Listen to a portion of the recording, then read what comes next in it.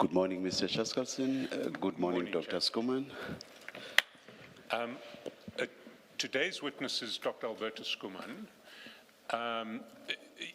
He is going to testify about flaws in the existing asset disclosure regime and possible reforms to that system that might assist in strengthening the capacity of the SAPS to resist infiltration by organized crime.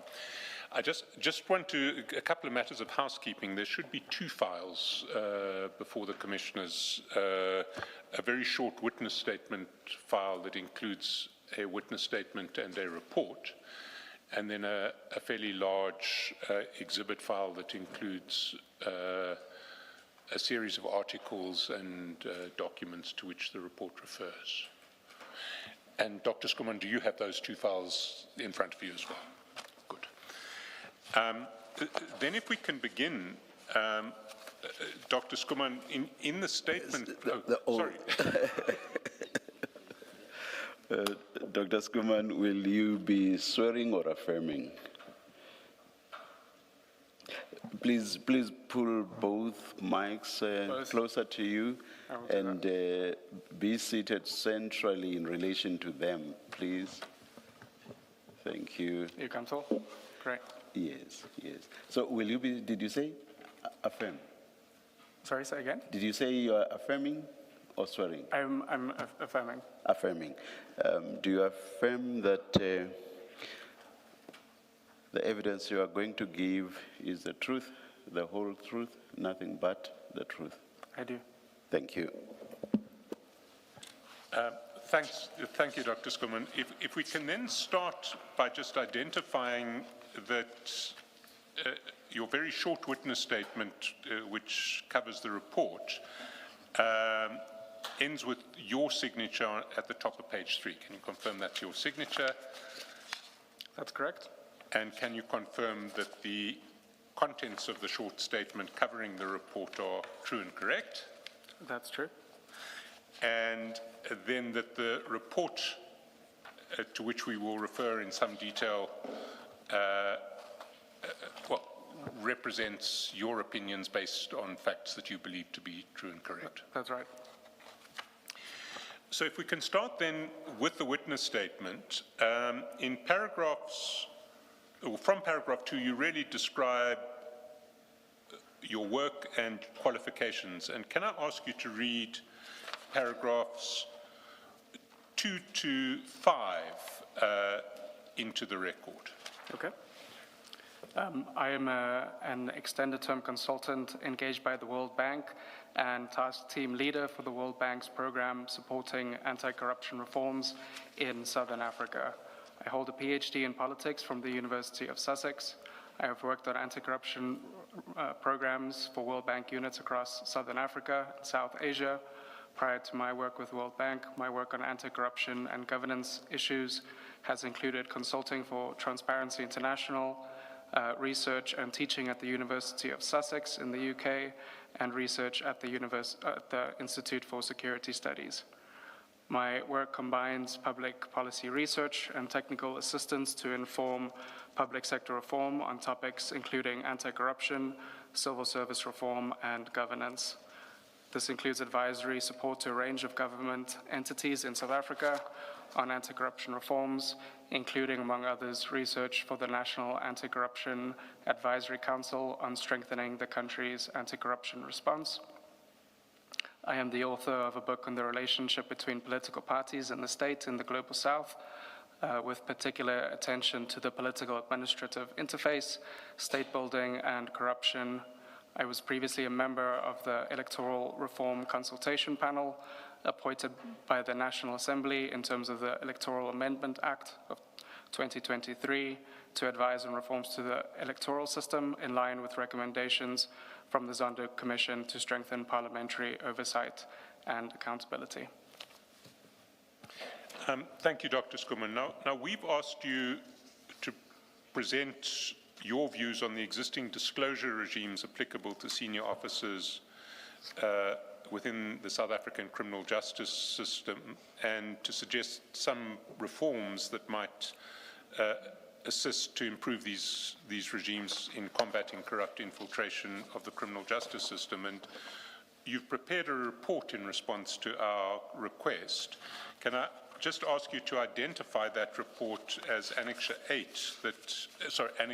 that starts at page 4 of this bundle? That's correct, Annexure A. And you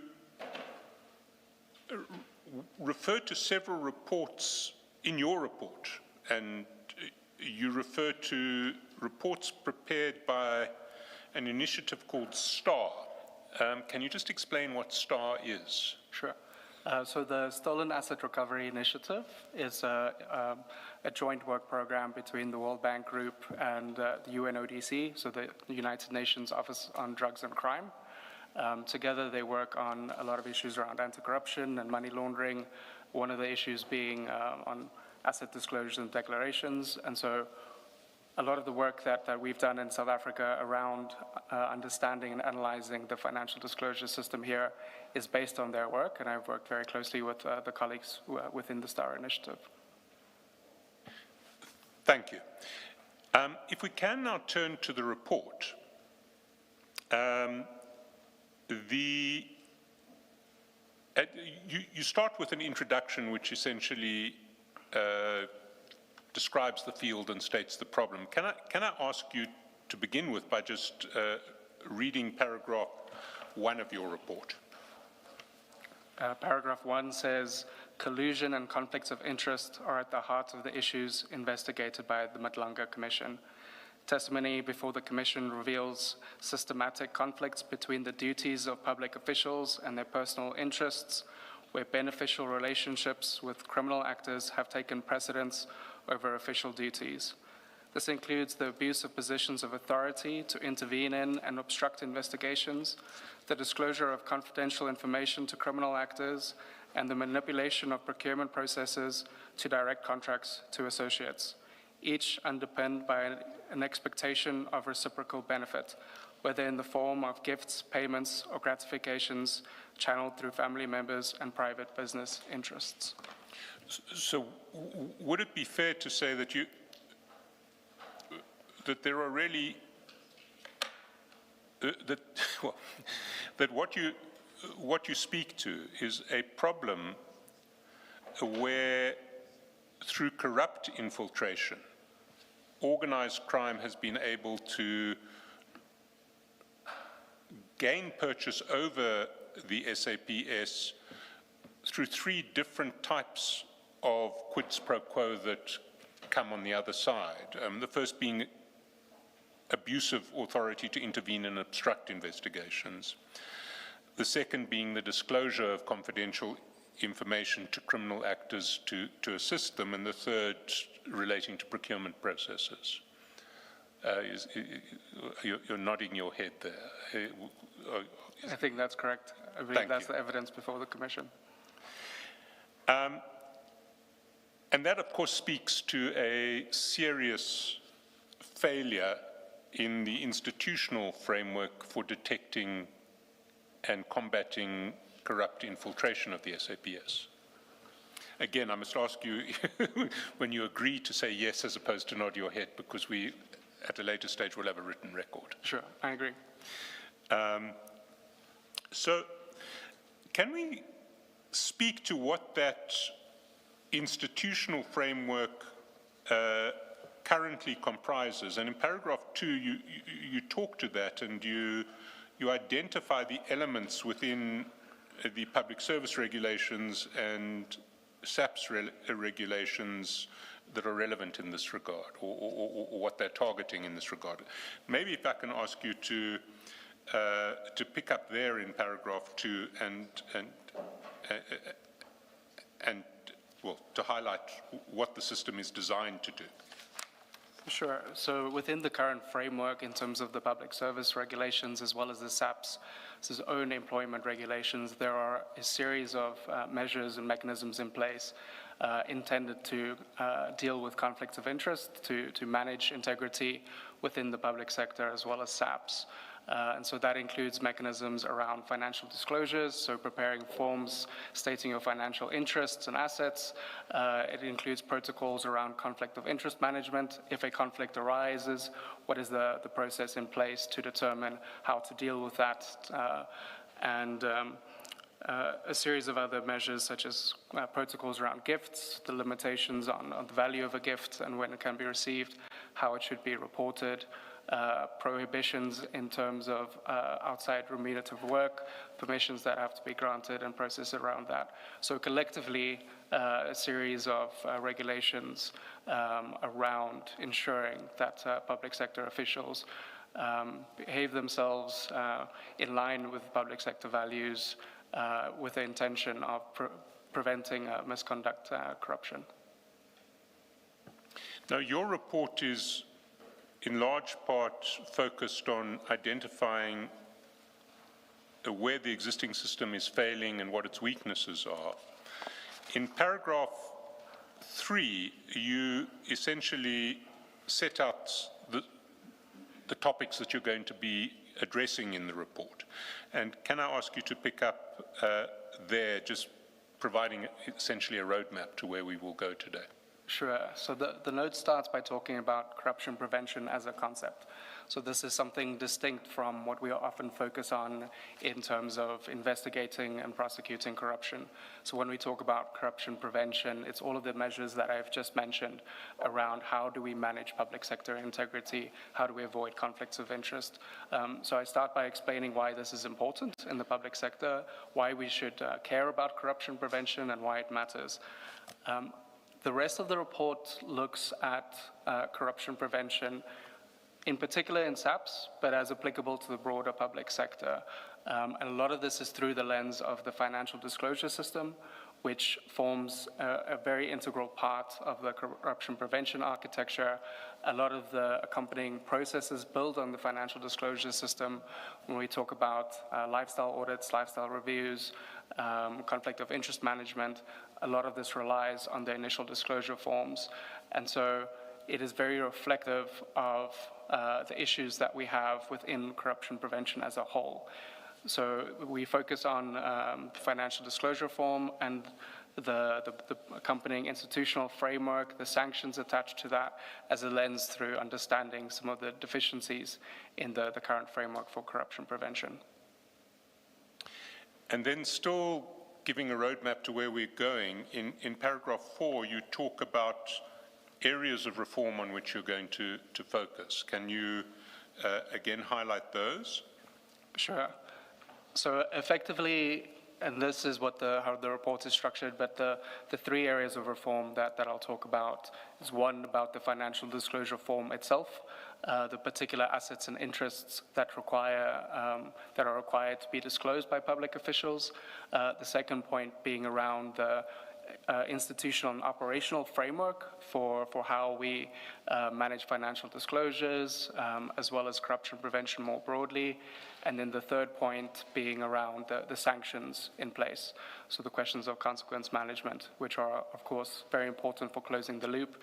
And I think all of this, effectively, as we go through the report and discuss today, I think all of this, what this points towards, is broader restructuring of the anti-corruption architecture, both from a policy regulatory perspective, but also thinking about the necessary institutional reforms to address some of the deficiencies in the current system.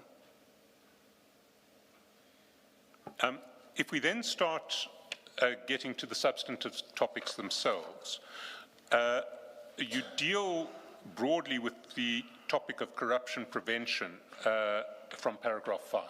And can I ask you to read paragraph 5, or not, if you don't want to read it, to speak to what paragraph 5 talks to? Let me speak to paragraph 5 so we can keep this as a discussion. So I've already mentioned corruption prevention as a concept, as something distinct from investigating and prosecuting corruption. And we can essentially understand this as 2 types of prevention. The one being deterrent prevention. So it's about raising transparency, ensuring that we have mechanisms in place to ensure that it is more difficult to commit corruption and to get away with it. So in this context, we would talk about things like the financial disclosure system. We would talk about corruption risk assessments and hardening the system against corruption. We'd think about transparency. So deterrent factors, it's about ensuring that it's more difficult to get away with corruption, it's easier to detect it, and so it places external pressures on officials to behave with integrity. The second aspect of prevention that we can focus on is around your intrinsic motivations.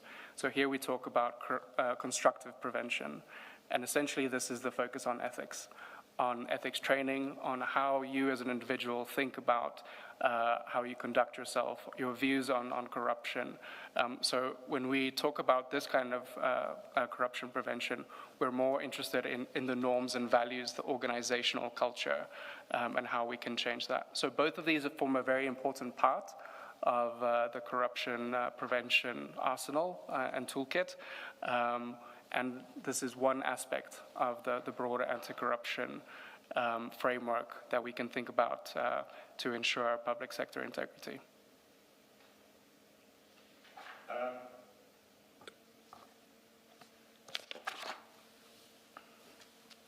You identify the regulatory framework governing corruption prevention in South Africa with reference to the SAPS in paragraph 6.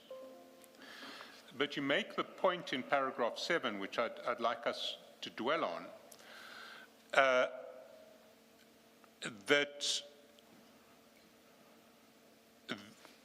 one needs to look at the implementation of the framework, and one needs to look at how SAPS itself perceives the way in which it's implementing its framework. And you refer to the annual reports in 2023-24 and 24-25. Those reports are in the, or extracts from those reports are in the exhibit bundle. 23-24 is at page 4, and 24-25 is at page 9. And maybe, I mean, they're very similar, so I don't think we need to go through both. Maybe if I can ask you to focus on the more recent report, 24-25 at page 9, and to highlight what you think is relevant in that regard.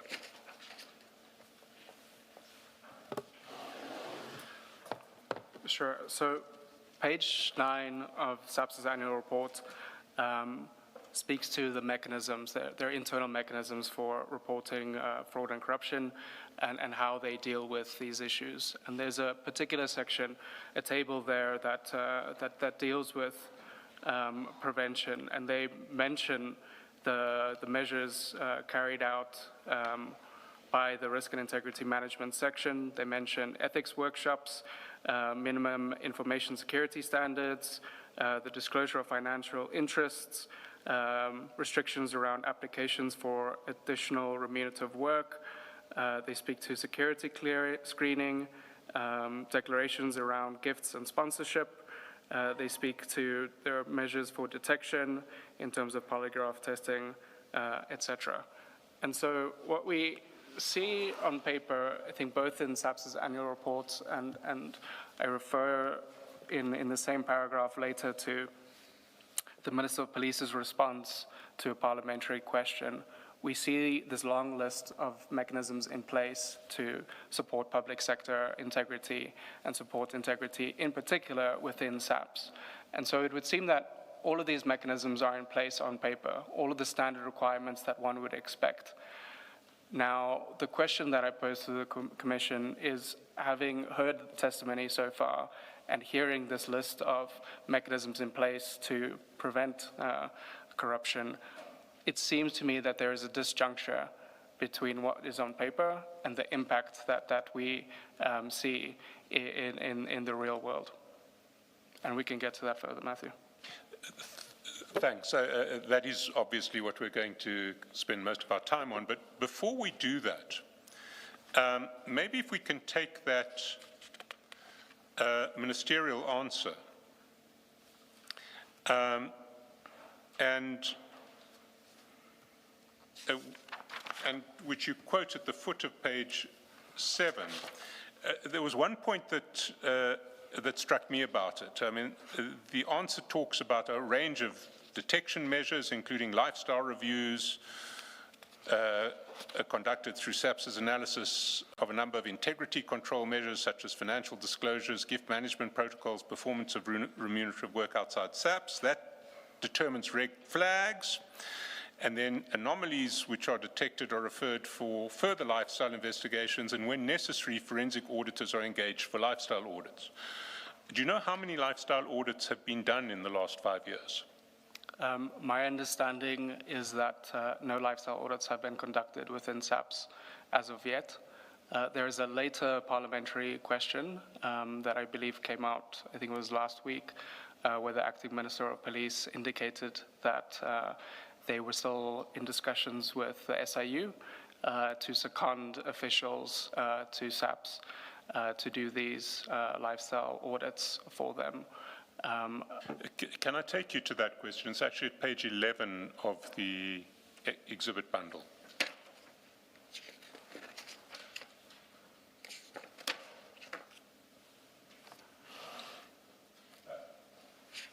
Sorry, page 78. I've got the wrong question. Page 78.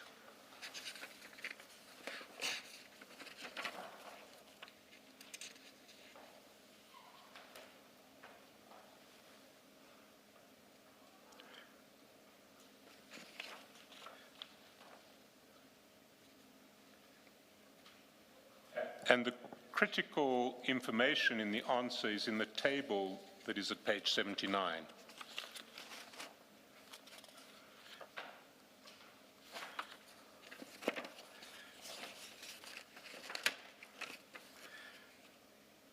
Sorry, Matthew, could you repeat that? 79. The table in page 79 gives you the statistics of what's been done where. 79, there we go.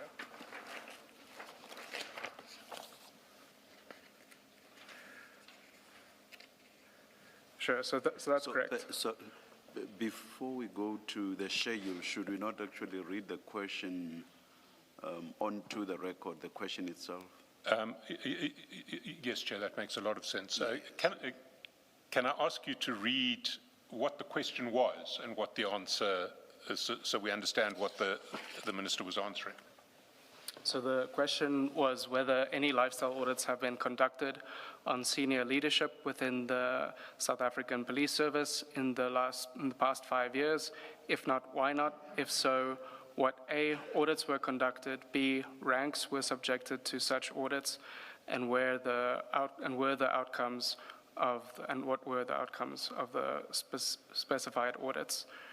The second part of the question is whether the SAPS has approached and or engaged the Special Investigating Unit or any other external body to conduct independent lifestyle audits of senior police leadership. If not, what is the position in this regard? If so, what are the relevant details? And maybe we can start with the answer to 1A. Page 78. So on page 78, it says that lifestyle assessments, including reviews and investigations, were conducted within SAPS. And I think this is important to be specific about, that reviews and investigations are separate from lifestyle audits. At a later stage within the report, I explained the difference, but effectively what SAPS has currently performed is just the reviews and investigations. And in one is subparagraph A underneath one, I think your point is made, albeit Yep. in the fine print, as it were. So it says, based on the lifestyle investigations conducted for senior management service members, no cases escalated to full lifestyle audits during the period under review. And the period under review in the question is the past 5 years. That's correct. Dr. Skuman, may I just understand, what is a lifestyle review and what's a lifestyle investigation? So a lifestyle review is something that is conducted by an ethics officer within a line department. So a review is based on the financial disclosure form. It looks at the assets that an official has reported. It compares that to official's income, and they determine whether they believe that is consistent. If it's not consistent, they can refer that to the head of department for a lifestyle investigation. Now, this is the next level of assessment. The lifestyle investigation would be conducted by an investigator, so somebody who would have a bit more expertise in conducting these kinds of investigations. This would look at additional sources of information to determine whether there is potential unexplained wealth, to determine whether an individual might be receiving income from potentially nefarious sources or corrupt sources. So the lifestyle investigation, that would include looking at bank records, that then goes into looking at a person's qualifications. It would look at much greater scrutiny of the form and trying to back up what is there, and potentially looking to see if a further kind of criminal investigation would be warranted. And how does an investigation differ from an audit? So an audit would be the next stage. An audit is once you involve a certified auditor, and so they would apply forensic audit techniques. So a lifestyle audit would essentially be a more sophisticated type of investigation being conducted. Thank you. Now, in your answer to Commissioner Baloy, you've essentially anticipated what you say in paragraph 9 of your statement on page 9. Is there anything further that you would want to highlight in relation to the distinction between lifestyle reviews, lifestyle investigations, and lifestyle audits? I think one of the things that we haven't discussed in depth in terms of the response is that within SAPS, every year there have been these lifestyle reviews conducted. And some of them have led, in very few cases, to lifestyle investigations. In each case, they have been cleared. And I think this is an important part of the story to tell, that these are being conducted at the lifestyle review investigation process, but not necessarily turning up any results. And so I say on page 9, at paragraph 9.2, between financial year 2021-2022 and 23-24, no SAPS officials were referred for lifestyle investigation. In 24-25, 5 of 823 SMS members underwent lifestyle investigations, and all were cleared. And you make the point in paragraph 9.3 that the final stage, lifestyle audits, involves a cost. Can you amplify that? Because that may also explain part of why they don't happen. Sure. So as I mentioned, the lifestyle audit framework, so to speak, that escalates from reviews to investigations to audit, it includes varying degrees of specialty. So initially we start with ethics officers. These are often more junior officials. They're not necessarily specialized investigators. Your lifestyle investigations would ordinarily be conducted by an investigator within the department. So in terms of the minimum anti-corruption capacity requirements, so this is a directive from Cabinet which requires every line ministry to include an internal investigation capacity. This is not always something that is fully functional. In many cases, line ministries don't necessarily have all of the capacity they need to conduct such investigations. When it comes to the lifestyle audit process, this is a very particular skill set as it requires auditors. So this is beyond your potential. You might have internal auditors within your department, but it is not something that they would be conducting, these kinds of audits. And lifestyle audit framework established by the Department of Public Service and Administration specifically states that lifestyle audits should not be conducted by internal auditors.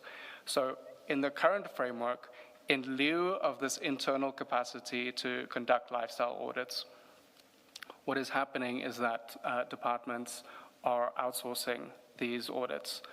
So they would get an external company to conduct these lifestyle audits for them based on the financial disclosure records, or they would enter a secondment arrangement with a special investigating unit. How this works in practice is that these SIU officials are seconded to the department and effectively no longer function with the SIU's powers.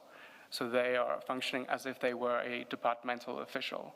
What that practically means is that they no longer have the same mandate, access to resources that they would ordinarily have as an SIU investigator. And so one of the challenges, I think, within the current framework is both the powers related to the lifestyle audits, because this is a question of access to financial records. In the current system, to conduct a lifestyle audit, you would rely on the auditee, so to speak, the declarant, the individual on the investigation, to submit their own financial records to the auditee. The challenge with that being is that somebody could very well hide some of their bank records. They can determine what to send somebody. If you have an authority with access to financial systems, they would much more easily be able to see the full scope, the full range of accounts with financial institutions. They would have much more access to the government databases and systems to be able to conduct a thorough audit. But what I should also mention in terms of the cost, so I mentioned here, and this is a cost that has been shared in public domain, of a single individual being audited, that it would cost something between 30 to 50,000 Rand. And the reality across the public sector right now is that these lifestyle audits have turned up very little. And I don't think it's necessarily an indictment of the lifestyle audit process itself. I think it is a noble objective. It is an important part of the anti-corruption response. I think the issue is with the current approach that we use, some of the gaps in our approach in terms of the financial disclosure reforms, what officials are required to disclose, the institutional framework around how these lifestyle audits happen. So this speaks to the issue of the powers that I've mentioned. And then the final aspect being the question of consequence management if something were to turn up. And so much of what I would speak to today is around those 3 points, but highlighting here the issue that these are very costly, but currently largely ineffective. Can I just clarify, because it is a point that you've made, but it seems to me to be a particularly important point, which is that whether they're conducted by private auditors or by SIU auditors seconded to SAPS, the persons conducting lifestyle audits have no statutory powers to collect information from financial institutions. So they depend entirely on information that is voluntarily provided by the person they are auditing. That is my understanding, that's correct.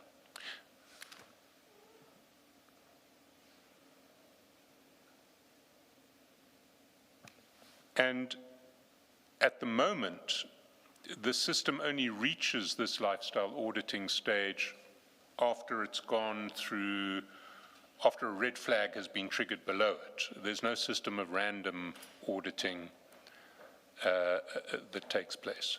So the expectation with the escalating audit or lifestyle review process is that you start from the baseline of the initial review to turn up red flags. It goes for further referral for more in-depth investigations. And so this would, if there are suspicions in a particular case, this would escalate to the lifestyle audit phase.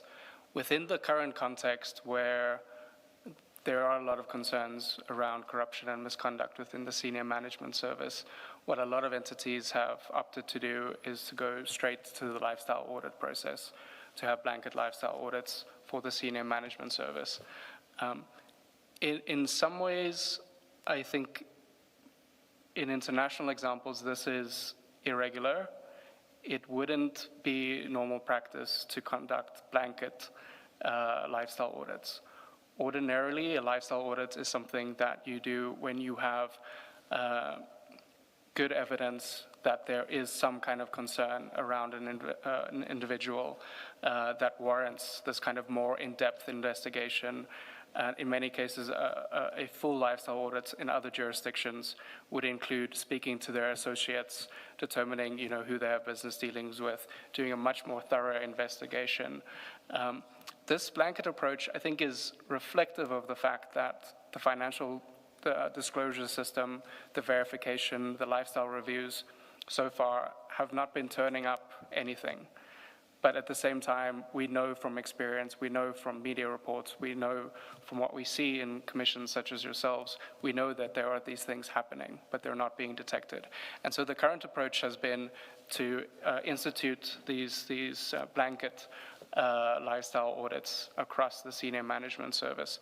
But as the advocate mentions, what you'll find in many jurisdictions is that the lifestyle audit process is more driven by good evidence of a particular case where you might want to do a much more in-depth investigation, or to conduct random verifications, random audits to keep people on their toes and to potentially detect misconduct.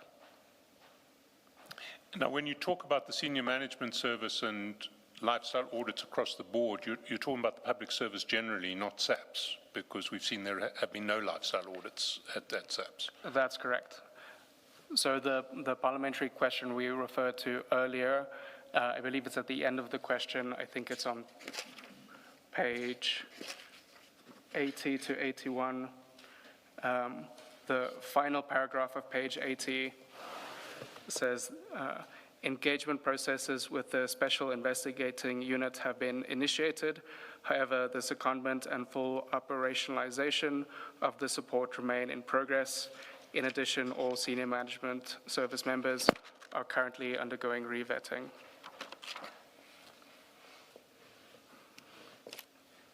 If I can also point to the paragraph in the middle, just below the table, it's highlighted with a 2. It says, yes, the South African Police Service has formally engaged the Special Investigating Unit to assist with independent lifestyle audits. The National Commissioner signed a formal request on 5 August 2025, which was submitted on 6 August 2025, requesting the secondment of SIU personnel to support SAPS in conducting lifestyle audits. The parliamentary question in question was replied to this response that I'm reading from now. This was early July. I think the exact date may be on here, the 5th of June. So as of the 5th of June, the SIU has not yet been seconded to SAPS to support lifestyle audits. That's 5th of June 2026. 26, that's correct. Now, we're going to get in due course to the problems of the disclosure form at the root of the problem. But before we do that, you make an important point in paragraphs 10 to 12 about the limits of, shall we say, cultural change attempts to address corruption in the present environment. Can I ask you to highlight those points? Sure. So you'll recall at the start of my presentation, I discussed the different approaches to corruption prevention in terms of deterrent prevention and constructive prevention.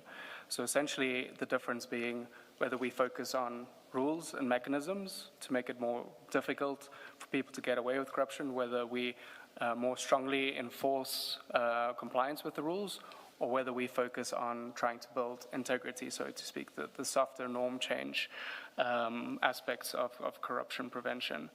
And what I speak to in paragraph 10 and 11 and 12 is about where we should place the emphasis effectively. Do we focus on an idea of building ethics and training people and encouraging them to engage ethically? Or do we strengthen the legal and regulatory mechanisms to compel compliance with the rules, raise the standards? And in paragraph 10, I speak again to the SAP's annual report, in which they have a performance indicator related to this question of integrity and professionalism. And there are some figures there that reflect the progress on this particular indicator. And this is based on internal workforce survey that was conducted to determine how SAPs see professionalism within their own organization. And I'll read here from paragraph 10 on page 10. And it says, I'll start in the middle, that it says the latest SAPS survey conducted in 22-23 found that only 24.4% of SAPS officials agreed that the police conduct themselves professionally, while 31.6% agreed that the police do not abuse their power. And so the point that I want to make here is by SAPS's own internal surveys, the way most people see their own organizational culture is that they don't see it as an institution with great integrity, that they recognize that their colleagues do not behave the way that they should. In many cases, they understand that misconduct is rife.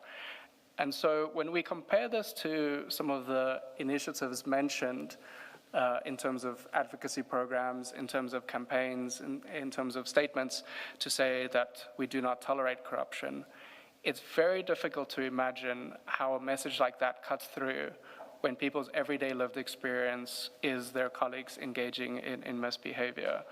And so to turn around an organizational culture like this, you cannot solely rely on messages about ethics and integrity. What you really need to do is focus on strengthening these other types of controls around your legal and regulatory mechanisms, ensuring that you have the right policy framework, the right controls in place, the right measures for detecting this kind of misconduct to bring people into line. And the purpose of that is that over time, when you have this kind of rule-based compliance, people realize that this is what has become the norm. That you see your colleagues, they're all filling out their financial disclosure forms correctly. They're treating citizens with the kind of respect that they deserve. So it's much more difficult for you to fall out of line with that. So once everybody starts complying with the rules, ethics starts developing in and of itself over time. And I'll refer to here, I think often about, there's a professor at the University of Oxford, a gentleman by the name of Christopher Stone, who's done a lot of work looking at organizational turnarounds, particularly in law enforcement, to deal with corruption around the world. And he always makes the argument that what you find in most organizations is a large middle group of people that are neither extremely ethical nor unethical. This is a group of people that go along with what the cultural norm is. They will turn a blind eye towards misconduct because they don't want to get involved. They will follow the rules and behave ethically because that is what is required of them. And so he makes the argument that to switch the organizational culture, to win over this middle that you can be persuaded, it's about these types of mechanisms to bring integrity back into the norm through rule-based following.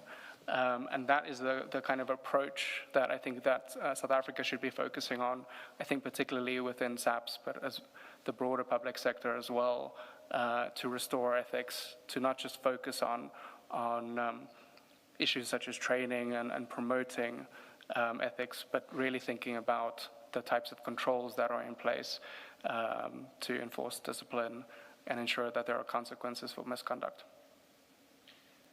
Before you proceed, this survey that you speak to, that you've read here, what does it measure? Does it measure financial behavior or just generally the corruption in general, professionalism? What exactly was it measuring? So I don't have the exact question that was posed. This comes from the SAP's annual report. And so I've used their particular wording around the percentage of officials that agreed that their colleagues, the police, conduct themselves professionally and ethically.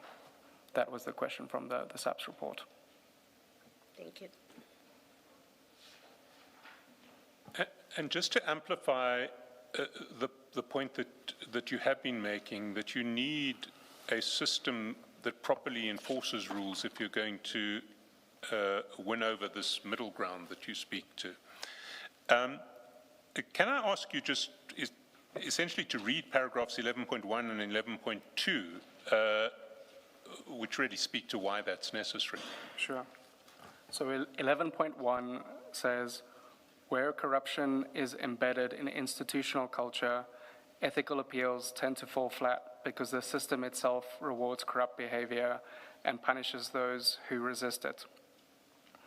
The next paragraph, an individual with strong personal ethics operating inside a structurally corrupt system is largely powerless, lacking the necessary institutional framework to support ethical behavior and facing continued pressure to turn a blind eye to misconduct.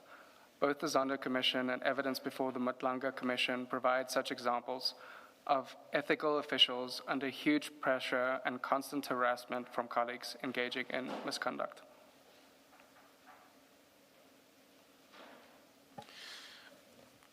So if we can move now to where you see the specific technical problems in the current system.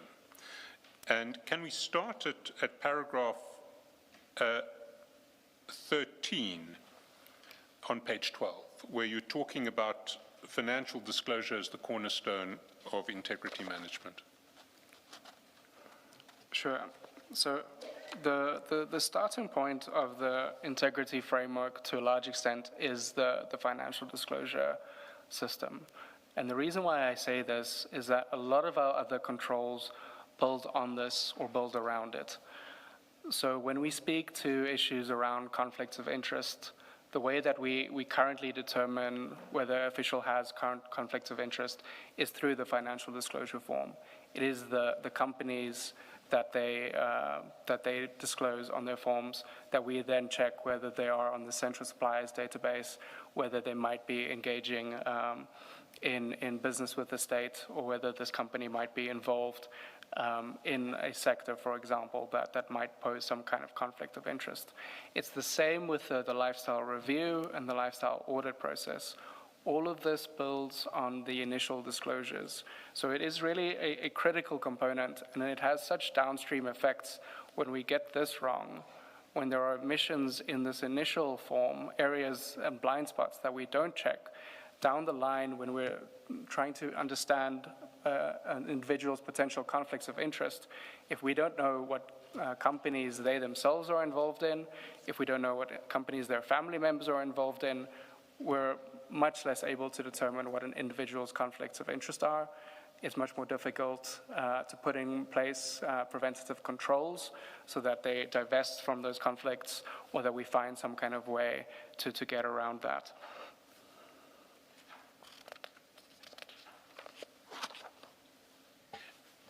And then in paragraph 14, you start detailing some of the problems that you see in the current disclosure regime. Well, paragraph 14, you just make the point that there are different disclosure regimes across the public service generally. But in paragraph 15, you identify what you see as the design deficiencies. And can you highlight these? Sure. So let me start with paragraph 14, because I think it's an important point to make. I have been speaking a lot about a financial disclosure system as if it is one framework within South Africa's current institutional context. The reality is that there are many different disclosure frameworks. Members of Parliament have a distinct framework where they are required to disclose their interests. The executive has a separate framework in terms of the Executive Ethics Act. The judiciary has a separate framework and requirements in terms of the Judicial Services Commission Act. Local government has a different framework, both for councillors as well as officials within local government administration. And so effectively what happens is that you have inconsistent standards across the board, that some people are held to higher standards maybe, others are required to disclose less, or their disclosure forms are not publicly available. And the effect of this, I think, is that both that you have inconsistent standards, but also that the kind of capacity that one needs to have a functional system of verification and follow-up investigations is effectively dispersed across all of these various institutions. And it leads to a lot of inefficiencies. And part of the issue is when we talk about investigations, one of the clear challenges that we know that we have, that there is in South Africa, is around investigative capacity. We see some of the challenges with the speedy investigation of cases. Within the current framework, where we have this mandate dispersed across so many different places, what we also then do is disperse all of this capacity for investigating, or we require lower level officials, not to diminish them, but officials such as ethics officers to be conducting the initial verification and review. And this is a function that they might not necessarily be specialized in. They might not have the particular skill set, the capacity to understand how to conduct a proper investigation in order to prepare it potentially further down the line for a criminal investigation. And so one of the inefficiencies that I speak to at a later point is around the institutional framework for this. And a large part of that comes from this initial issue that we have with the dispersal of this mandate and the various different types of systems that we have. In paragraph 15, I start speaking at a high level to the core challenges that we have in the design of the financial disclosure system. And this is really just an overview of the rest of where we're going today. And here I speak to some of the core gaps that including gaps in the disclosure requirements, leaving loopholes to conceal assets and interests, fragmentation of the institutional framework for collecting and verifying disclosures, creating inefficiencies and undermining effectiveness, and the absence of a credible sanctions regime for applying consequences to non- and false disclosures. And so this is essentially the framework that we'll speak to in the subsequent sections. So the first gap in the disclosure requirements that you identify is,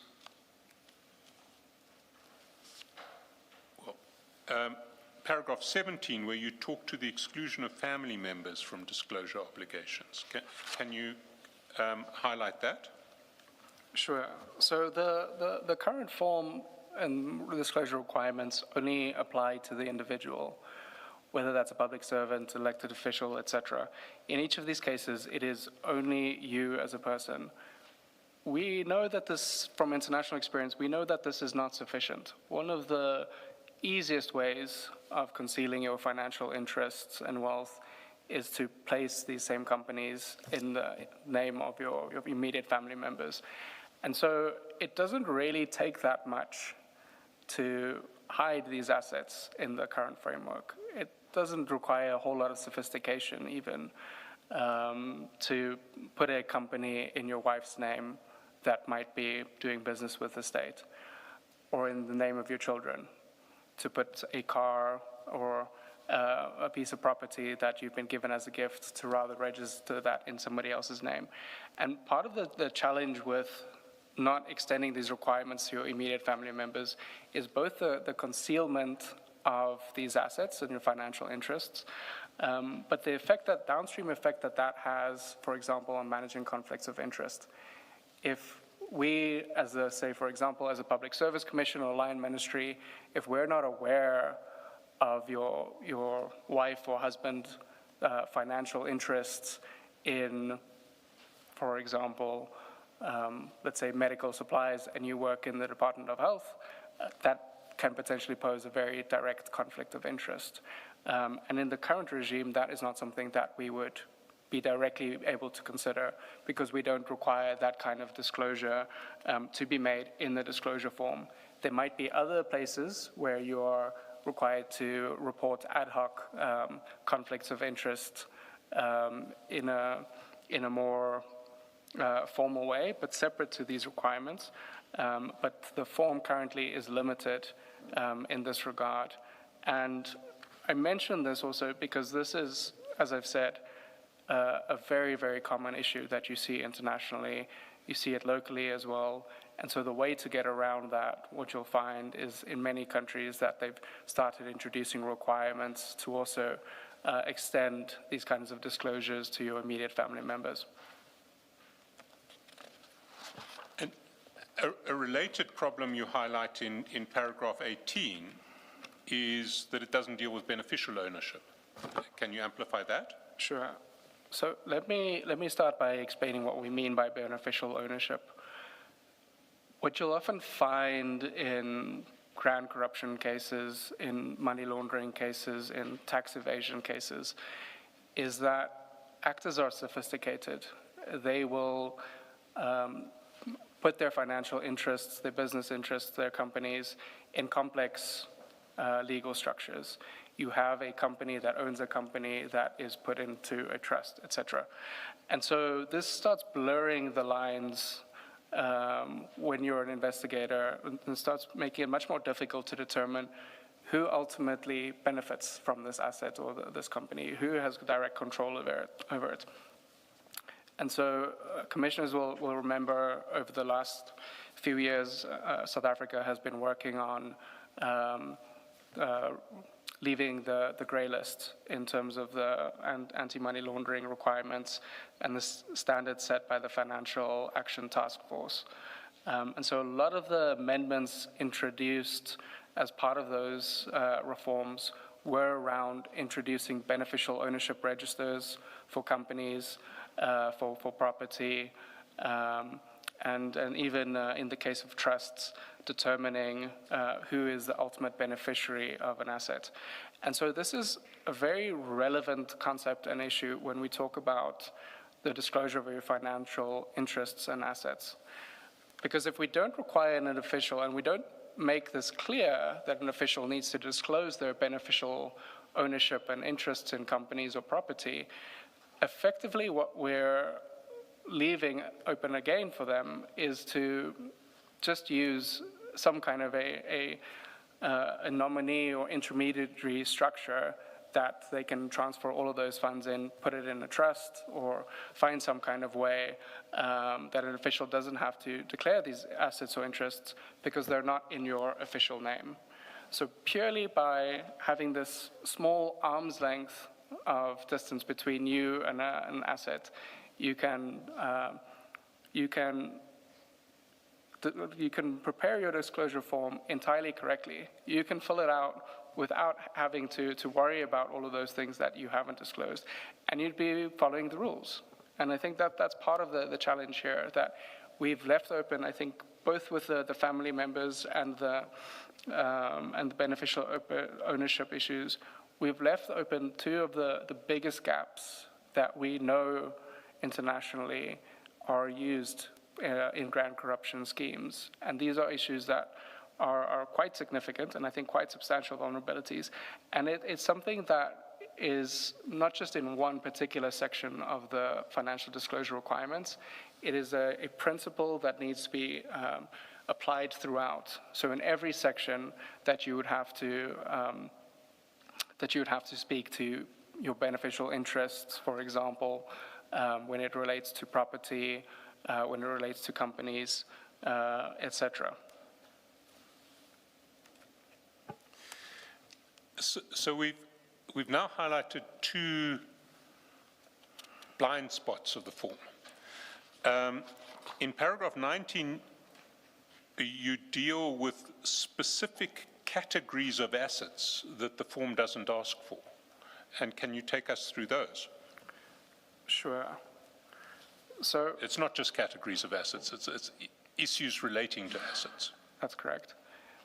So in the current approach for each asset that you declare within a category, let me use the example of purchasing a house or owning a house.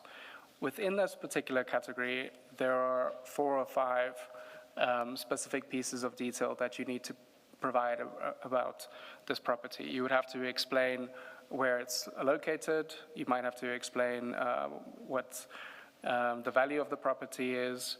But there are additional pieces of information that are really important for subsequent processes when we get to the stage of lifestyle reviews and investigations.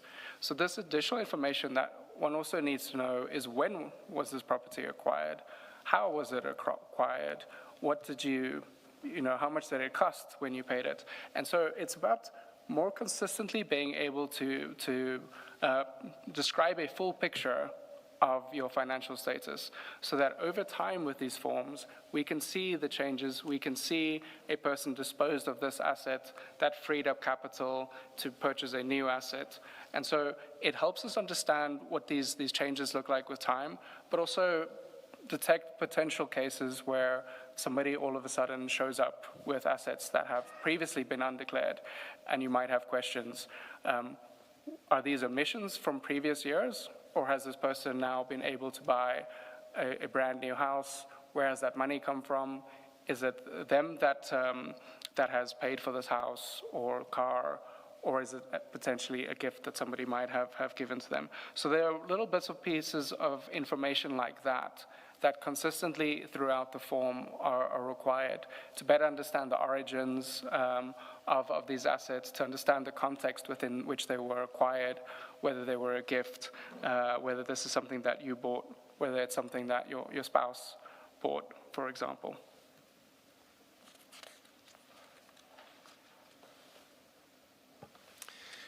Then moving on to the next category, which I anticipated, which is types of assets that fall outside the scope of the current form. Sure. So within the current form, the focus is largely on some of the more common and I guess high value items that one might consider. So it includes things like vehicles, it includes companies, it includes property in the form of a house, for example. But I argue that there are several other common asset types that also need to be considered, and some of these can be quite important. And again, this is about building a full picture of not just a person's interests and assets, but their financial means. And this is one of the consistent narratives or themes that I want to point out to. Across the form, what we need to do and what we need to be able to do is understand the kind of flows of an individual's financial status, of what kind of wealth is coming in, where is it going, where is it being spent. So some of the assets that I mentioned that currently are outside of the scope of the form, this includes high-value movable property other than vehicles. So for example, things like jewelry, precious stones, livestock, and other similar high-value items that might hold quite significant value, but might not necessarily be disclosed and are not required to be disclosed. The second point is around virtual and intangible assets. And here I particularly mean cryptocurrencies or other kind of digital tokens that can often hold substantial value. And in many cases, this is an asset that is extraordinarily easy to transfer, both between individuals, across borders, and can hold a huge amount of value, and is not something that we would currently be considering in the framework. The third point that I make is around monetary assets.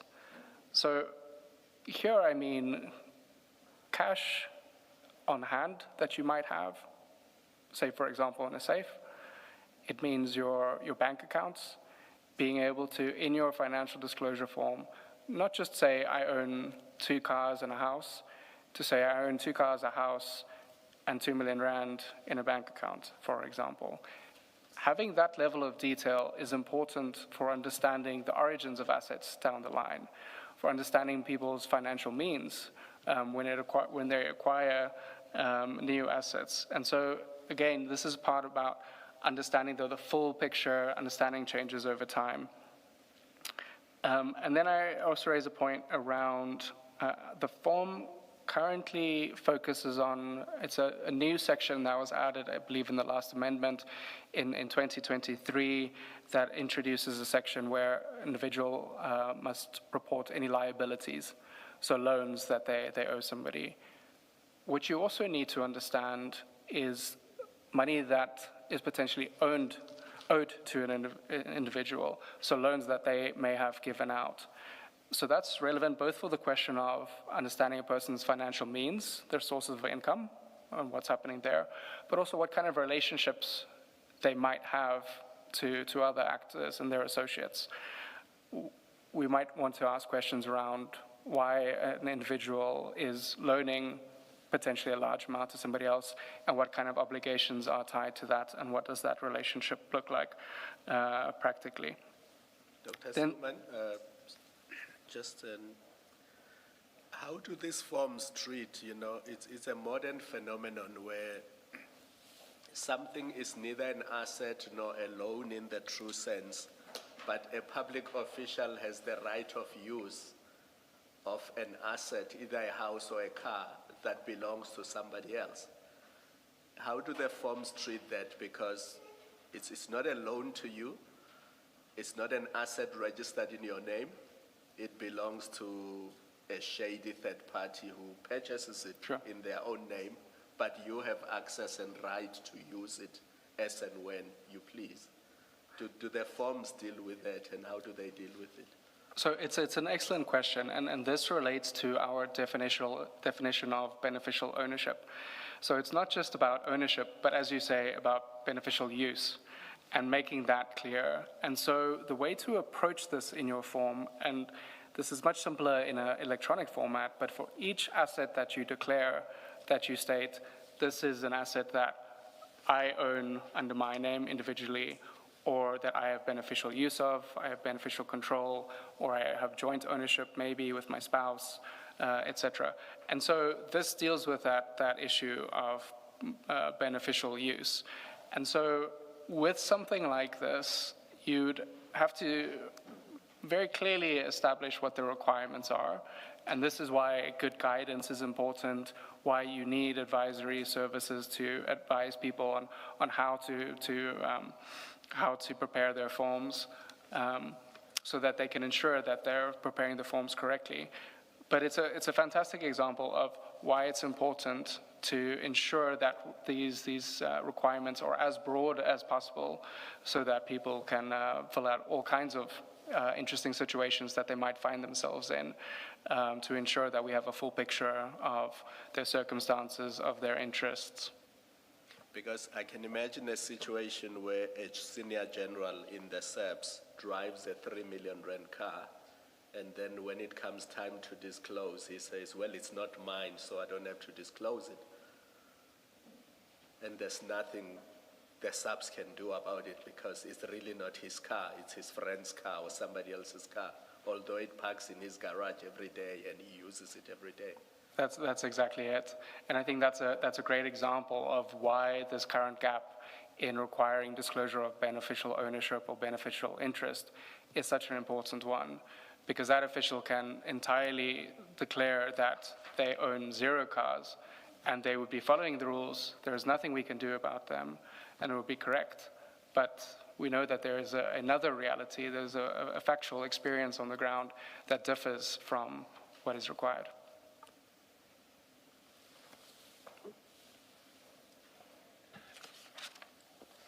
The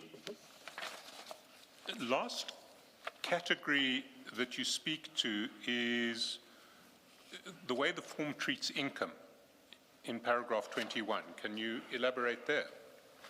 Sure. So I've spoken to this a little bit in terms of how we need a kind of constant narrative throughout the financial disclosure form to understand the origins of each asset, when it was purchased, what its value was at purchase, but also in many cases when it was disposed of, because this is about understanding the individual's kind of flow of financial means and what this looks like over time. So when I speak about income here, we're not necessarily talking about this in the same way as an accounting practice of saying this was the revenue this year, this was the expenditure. We need to understand things like taking on a loan is a type of income, right?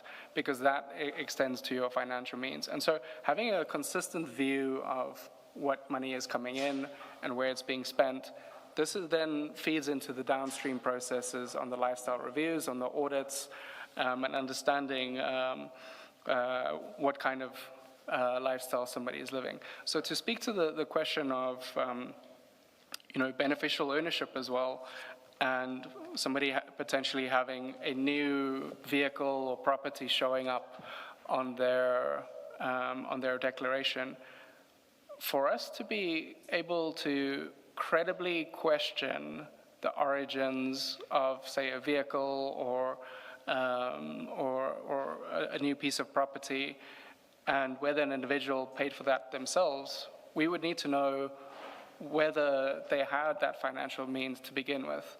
If this year, all of a sudden, they have a new property that they didn't clear last year, is it because they've disposed of some assets that has freed up cash?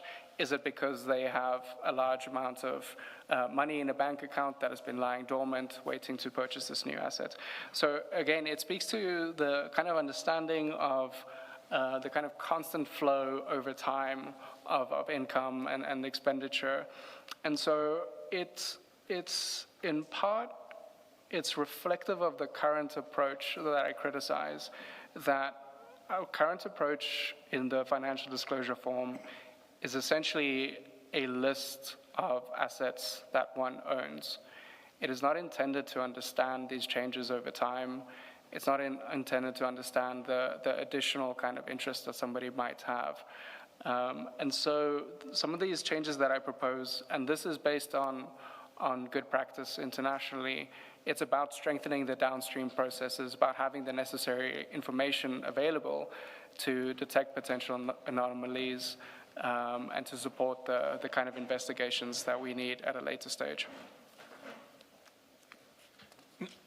Now, a question that sort of comes to my mind is, I can see the logic of everything that you're saying about the needs to improve the substantive content of the disclosure form, to have a disclosure form that will give you much more useful information. But one needs to strike a balance between the utility of the disclosure form and making disclosure requirements so onerous that they are incredibly difficult to comply with, and that I mean, in an extreme case, they may drive people away from the public service, but even in a limited sense, if you make a form so difficult to comply with, the capacity to say, well, I didn't actually understand, I had to do this or I had to do that, presents a defense when you start taking action on the basis of non-disclosures. What's your response to that? Sure. And I think this is an important question. I think you do have to find a balance between kind of ease of use and ensuring that people can effectively comply with the requirements. But you also want to be as wide as possible to find cases of people engaging in conduct that they shouldn't and having interests that they shouldn't. And I think what we need to understand is when one is filling out these forms, in many cases, you wouldn't have much to report in all of these categories. I mentioned, for example, virtual currencies. Many public servants probably wouldn't have to worry about filling out that section of the form because they, for example, don't hold Bitcoin. And it might be the case in many of these sections. 80% of your public servants will probably only have to declare 2 or 3 categories of information. It would be your house, it would be your car, maybe your bank account if we extend it to that. And that is probably your average person. And I use the example often of thinking about when we submit our e-filing for SARS. There are, 20 different forms of income that we can report. Most of us only have to do a few sources of income. And it's the exact same concept that in many cases, you wouldn't necessarily have to worry about all of these other categories of assets to declare or all of the complexities, because most individuals would have a very normal, very standard, straightforward profile. Where this really matters is the complex cases, is the difficult ones, where people are trying to engage in funny business, trying to get around the rules. And that's why it's important to have a form and disclosure requirements that are as broad as possible to ensure that the net is wide enough to capture those types of cases. But for most declarants, it would be a relatively straightforward process. And the next section speaks to the e-disclosure system and digitization. And one of the great advantages of digitization, even in the current e-disclosure system, an official, when you're preparing your declaration, you can import your submission from the previous year. So that already makes your life much more difficult. Unless you've had substantive changes, you've disposed of an asset, or you've had some kind of, significant windfall gains, your disclosure form would probably look very similar year from year. But what really matters is where you have those interesting cases of people that are the anomaly. You said makes your situation much more difficult. I think you wanted to say makes your situation much more easy in relation to the e-disclosure form. You're just importing. So essentially, if I understand your evidence, what you're saying is that if a comprehensive form is introduced, in most cases, it's not going to affect public servants because most public servants have a very limited range of income and assets that need to be disclosed. It's important to have the complicated or the comprehensive form because you need to have enough information to catch people who are essentially making unlawful income and hiding it. There may be one or two, or there may be a limited class of people who have behaved perfectly legally, but may nevertheless find it a bit onerous to disclose all of their assets for reasons unrelated to corrupt income. But with an e-disclosure system, that's a once-off onerous, for the most part, that's a once-off onerous process. You'll just import everything thereafter, and it's only if there are dramatic movements in your assets and income that you need to disclose that it's going to be an ongoing problem, and those cases are going to be few and far between. Yeah, I think that's exactly right. I think for most people, for most categories, you would just say nothing to declare, and you can move on to the next one. If you have this system where you can import information from the previous year, I mean, how many houses does a person buy in their lifetime? This is something that should be relatively consistent. And so extending the form to requirements like beneficial ownership, most civil servants, I imagine, are not engaged in situations where they have some kind of a complex legal structure to hide their financial interests or their company interests. And so something like that wouldn't necessarily impact most people substantively. Can you then, we'll now get to the e-disclosure system, and can you take the Commission through what you say in paragraph 22, which explains what the system currently does, and then get to the deficiencies in the system? Sure. So the e-disclosure system, in many ways, in its current form, is purely replicating what you would have on a paper form, but just in a digital format. You would have, in your regulations, you would find specific tables that say, for example, under immovable property, you would say, this is the address of my place, this is what the value is, etc. That would be exactly replicated in the digital space. And the challenge I argue with that is that there's a huge amount of untapped potential in using this as a data source for understanding how these assets interact with one another, for comparing across profiles. So, for example, one of the things that you can do with an e-disclosure type system, and this is something that is performed in other countries already, is to aggregate across all of the asset categories, to do that initial lifestyle review automatically, to be able to determine, it's a very straightforward algorithm. These are all the assets that have been mentioned. This is their value attached to them, and this is why the income and value questions are so important, so that you can build that initial financial profile. You can import a person's salary from the payroll system. You can have an automated system that determines whether this checks out.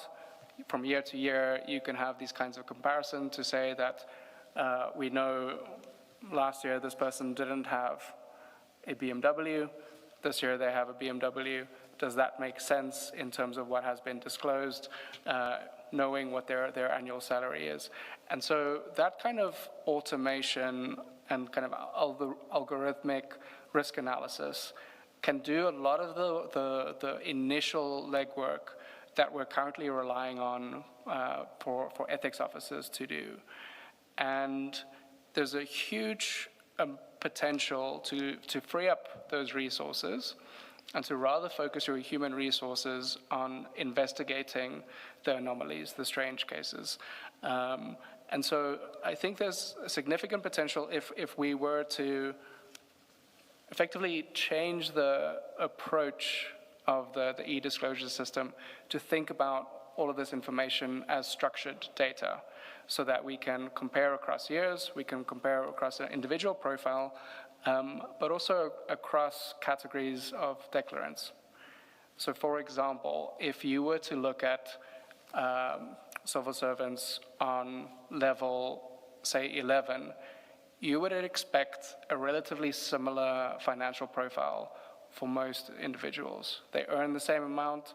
You maybe want to take into account how many years they've been at that level, or figures like that. But you would have, generally, most people would fall in a very similar bucket, similar financial circumstances.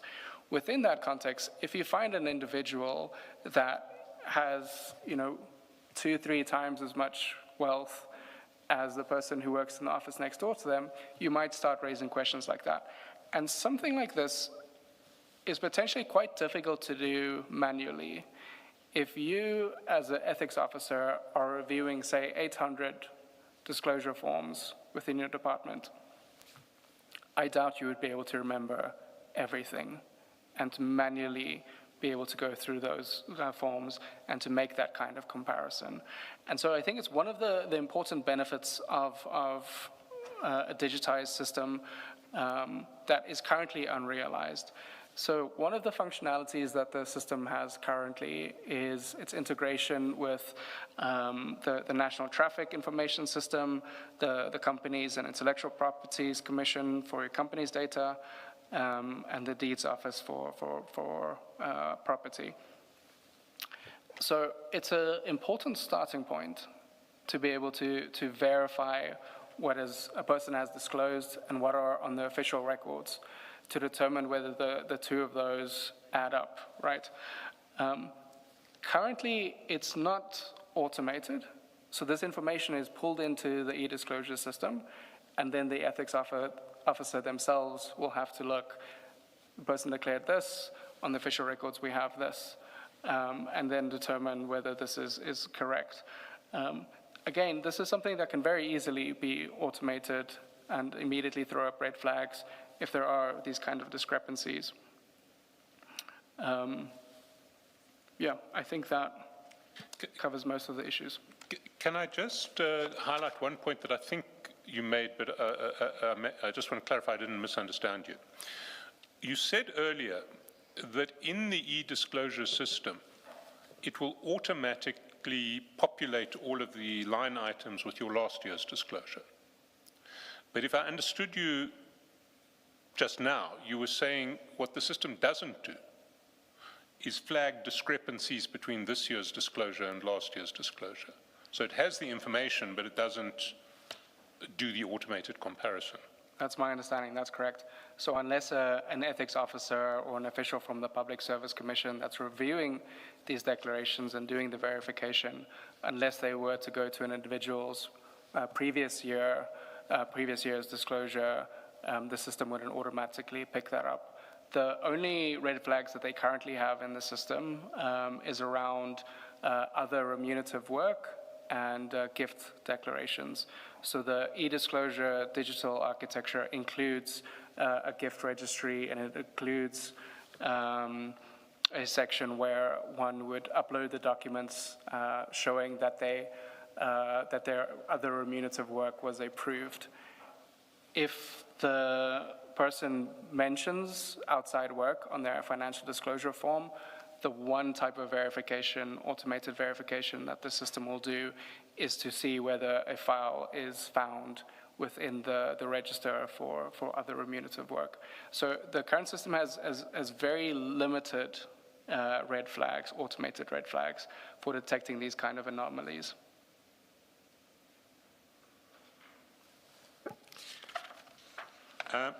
Then the next point that you make in relation to deficiencies in the current framework relating to disclosure is the absence of public access to financial disclosures. That's paragraph 24. Can you explain, can you explain the logic of your highlighting this point? Sure. So I think one of the things we have to recognize in an open democratic society is that civil society is a fantastic resource for public accountability. And making these kinds of disclosures public has enormous potential to support the verification process. Currently, we're relying on individuals within line ministries to verify these disclosures. It's a very small cohort of individuals. But if one were to make these disclosures publicly available, immediately you have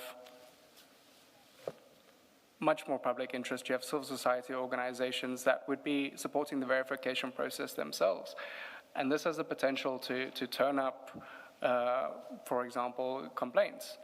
If I know my neighbor is a civil servant and every month I see them driving a new car, I can go look at their public disclosure form online, determine this seems a bit odd, and submit a formal complaint to somebody to say that maybe they should investigate this. So I think there are enormous benefits to public disclosure for broader kind of accountability and for supporting the verification of the system. In the current financial disclosure frameworks, so to speak, beyond the public service, currently members of parliament have their their forms published publicly. I think it's a good example where we already see civil society taking that one step further. So currently, I believe it's the Parliamentary Monitoring Group that they themselves have distilled this information into a website so that you can see from year to year what a Member of Parliament disclosed. And that also creates a new kind of potential for civil society organizations themselves to develop, automated verification tools to be able to hold people accountable. And so the idea of public disclosure, it's not foreign in South Africa. It's something that we already do in isolated cases. In the local government framework, there is discretion to make financial disclosures public. And so evidently, this is something that would be possible within our legal framework. And I mention in the report, I mention 2 examples, and they're representative of the ways many countries do this.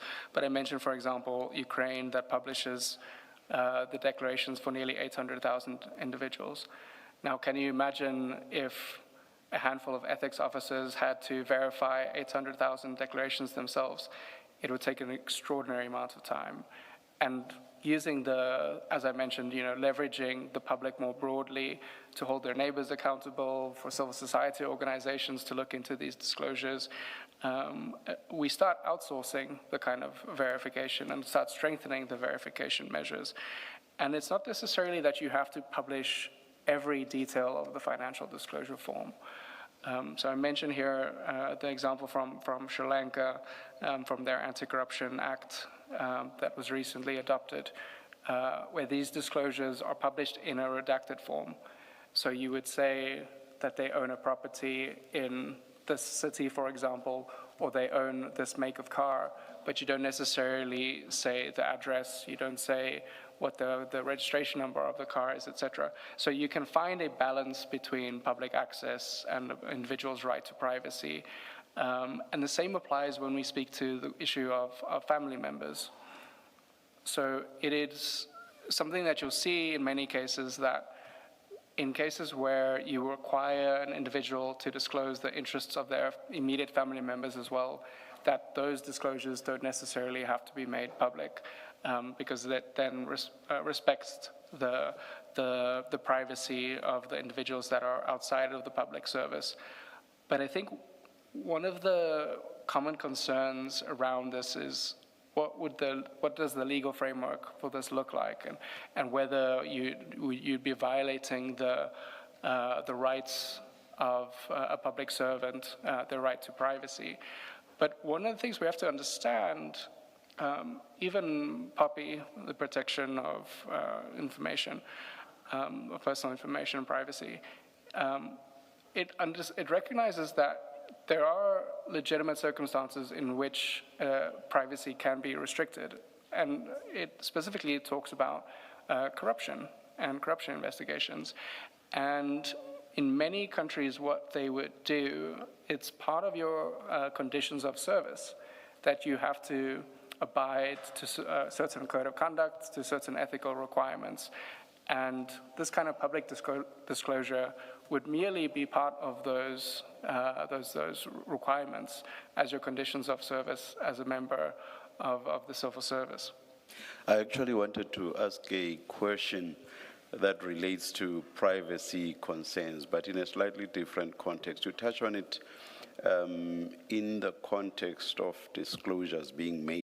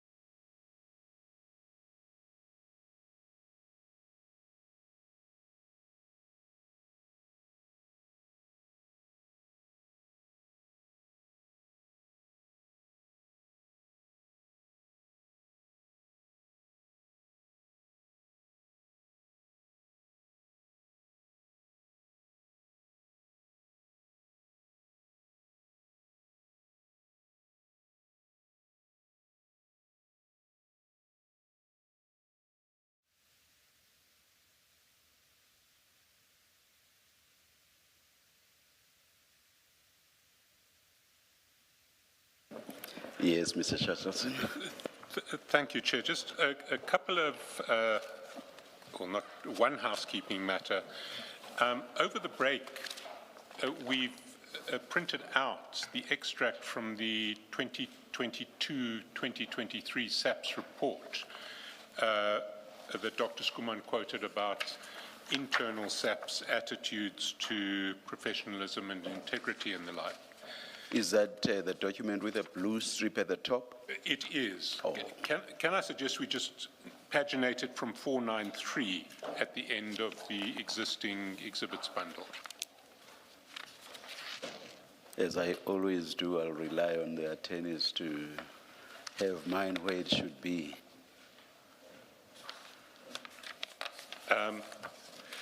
And then,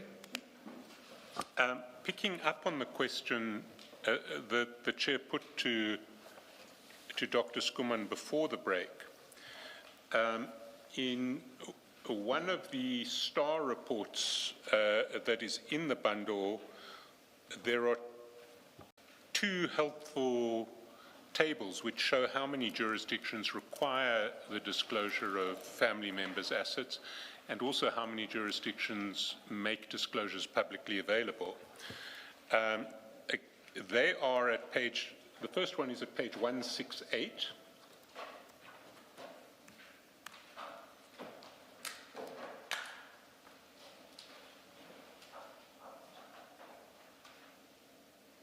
And there is a bar graph at the top of that page which shows that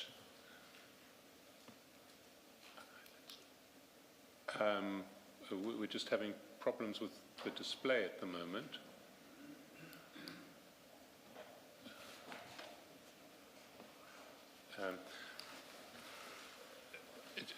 Chair, can I just ask if we have a minute just to try and sort this out, because we won't be able to display anything. It's not that this is a particularly important document, but there will be other reasons to display things. We'll go out and you'll indicate when you are ready. Let's adjourn. Thanks, Chair.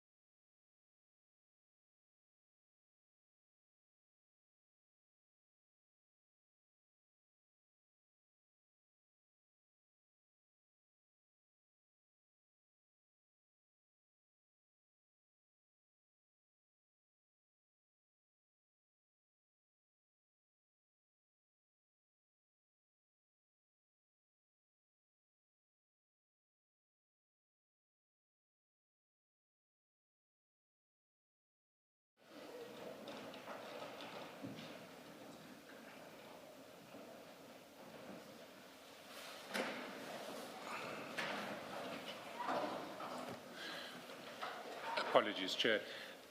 No problem at all.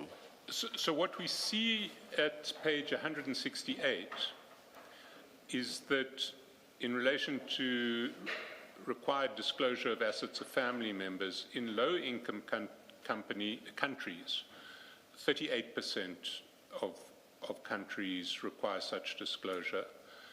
In lower middle-income countries, 79%. In upper middle-income countries, 85%. What's interesting is when you get to high-income countries, they're more concerned about hiding their family members' assets. It drops to 51%.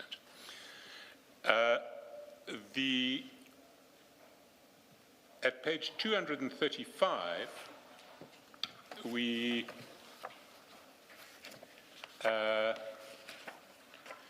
have two tables. which deal with the requirement of public disclosure. And the first is by region, and the second is by income category.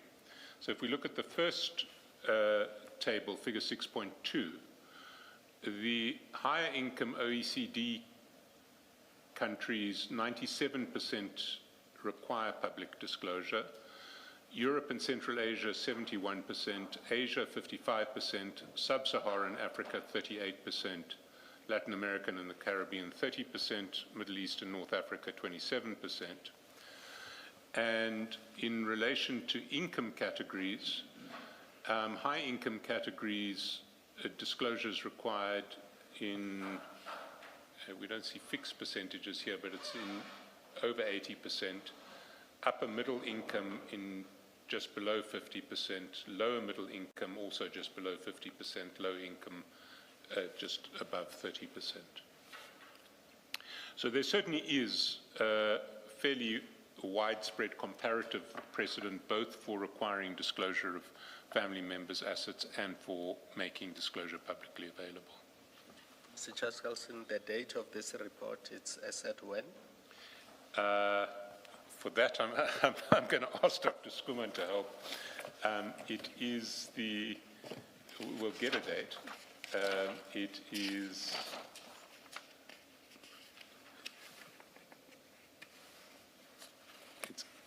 Dr. Skuman, It is 2017. 2017. 2017, yes. So it's 9 years ago. That's correct. And I'm sure we've seen progress since then. The numbers may have improved or become worse. Absolutely. Sorry, I see at page 168, and I really, it's where my eyes fell. So the very first paragraph after the table speaks of information not only from public officials, but also from relatives. Do these statistics include members of the public service as in employees? At page 168 and 235? So this would be the filer. So This would be? the filer, so the declarant effectively, who Yes. in most instances would be either elected official, a member of the civil service, et cetera. So it would be public sector employees and their family members. Okay.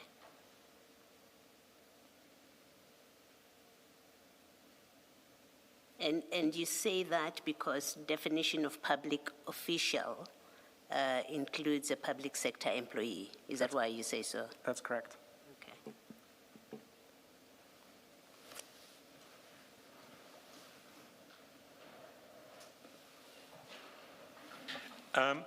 Just to close off on the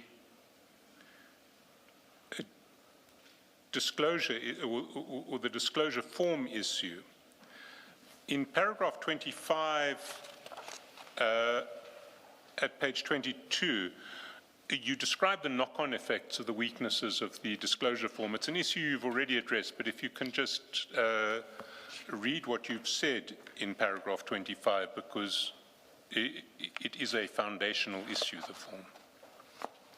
Sure. So let me read it verbatim so we can get this correctly. So paragraph 25 says, collectively, these gaps extend beyond the disclosure form itself, hampering the efficacy of the whole integrity system that depends on it.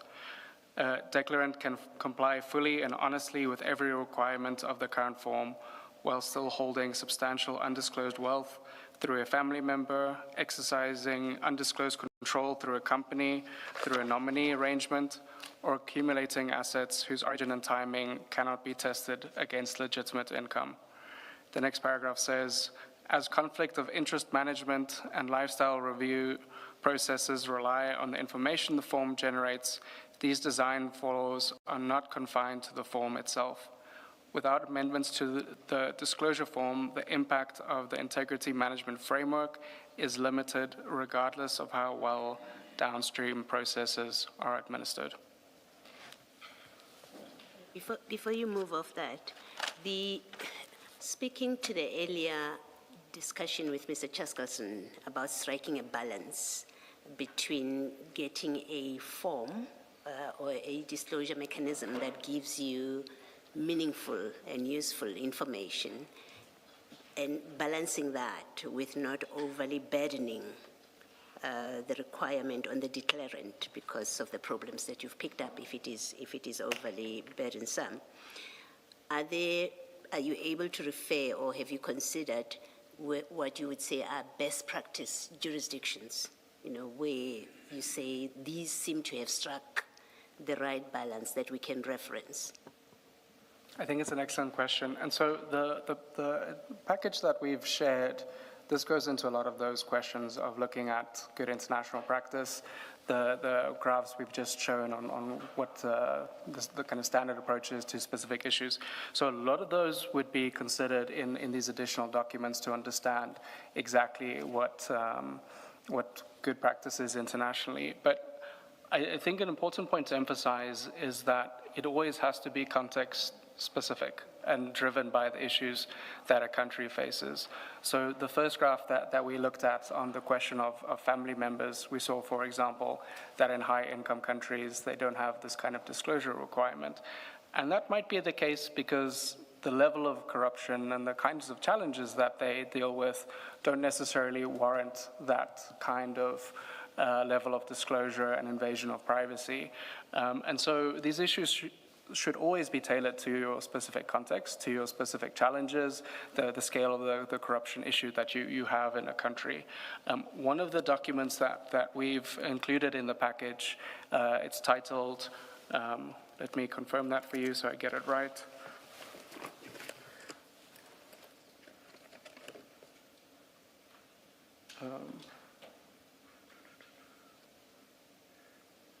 It's number 8. It is the start document. It's titled Asset and Interest Disclosure, a Technical Guide to an Effective Form. And this, I think, it sets out a really good explanation of the best practice guidance on what a form could look like, on the specific variables to consider, the types of information that one should think about. It is a very maximalist approach. So this particular form and the explanation accompanying it will include every type of imaginable type of asset that somebody might declare. There's even mention of things like intellectual property rights, which might be relevant in some jurisdiction.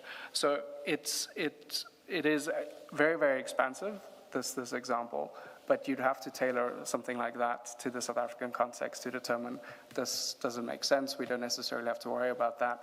But I think that there are some universal principles that I think make sense in every jurisdiction. And I think questions around beneficial ownership, the family member question, I think are particularly important and I think are very relevant to the South African context. Thank you. Can I also just ask you to speak specifically to the STAR document that looks at financial disclosure in South Africa, which is a document that possibly, I mean, a lot of it highlights the problems of our form, but it is looking at a form in the context of our specific country. It's published a couple of months ago, May 2026, and it's at page 311.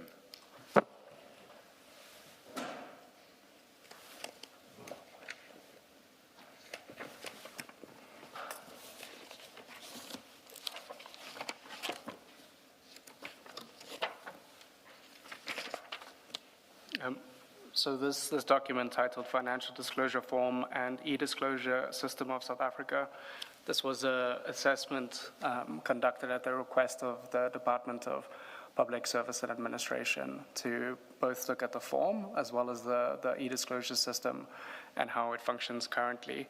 So effectively what we've done in this report is the earlier documents I mentioned around designing an effective form to apply similar principles to the South African context to assess the current form against these international standards and good practice to determine what are some of the omissions in the South African context currently that should be considered and some of the priorities. So what I've done in the base document, the main notes, is to really identify the most important issues that frame the overall context and challenges. But the second document on page 311, this gets into a lot more of the technical nitty-gritty according to each disclosure category to say these are the 2-3 additional pieces of information that one should ask about, for example, your property, your vehicle, etc., to have a more full form. And so this is, I think, when one considers, recommendations for reform or what this could look like in future, I think there's a lot of kind of more in-depth technical guidelines that we've prepared to share our recommendations tailored to the South African context.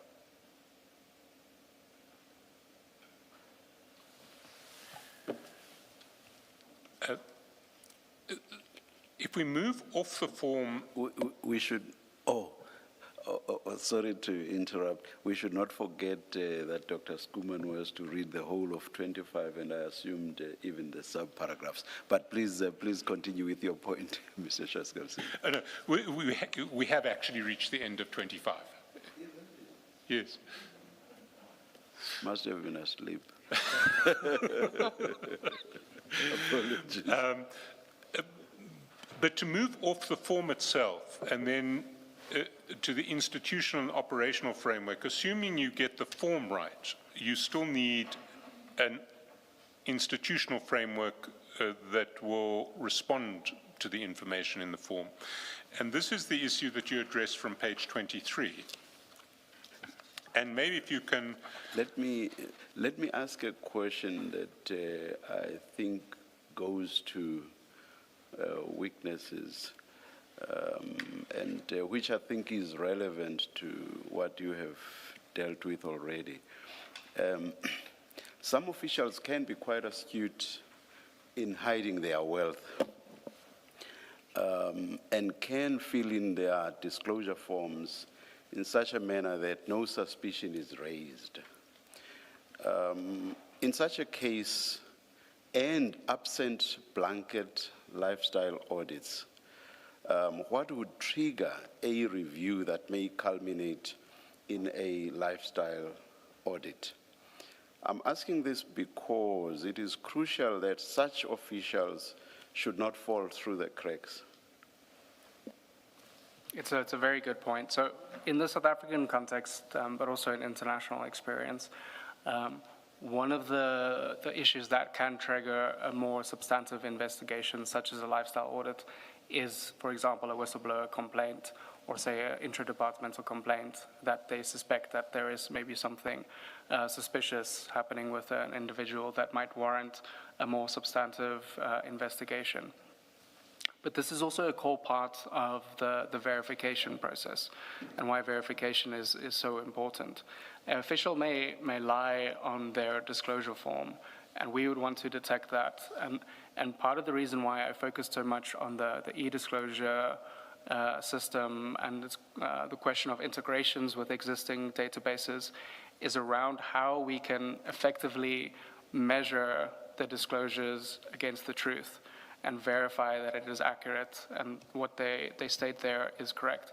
So in that verification process, if there are either discrepancies that come out that might warrant an investigation, but beyond that, good practice is to also consider additional investigations or complaints that may arise, or you might, in a case where you verify a disclosure and it's entirely correct, but there are some red flags that raise suspicions, and it might be a case of somebody having a very large financial means that you might question why is that? The form is entirely correct, but why is this person able to afford so much?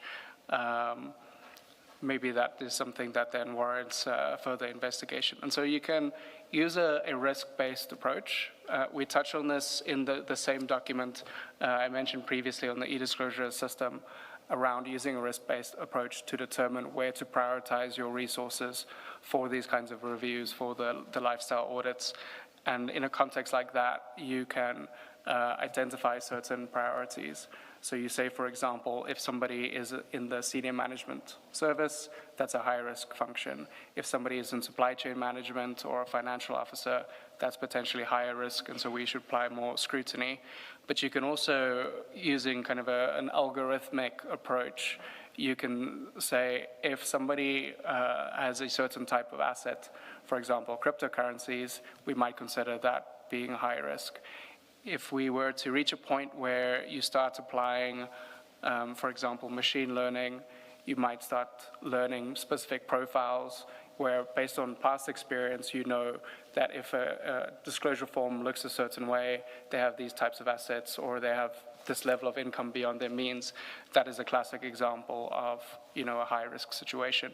So we could reach a point where you start taking into consideration these additional indicators to identify red flags that then might be the basis for triggering a more intensive investigation or audit.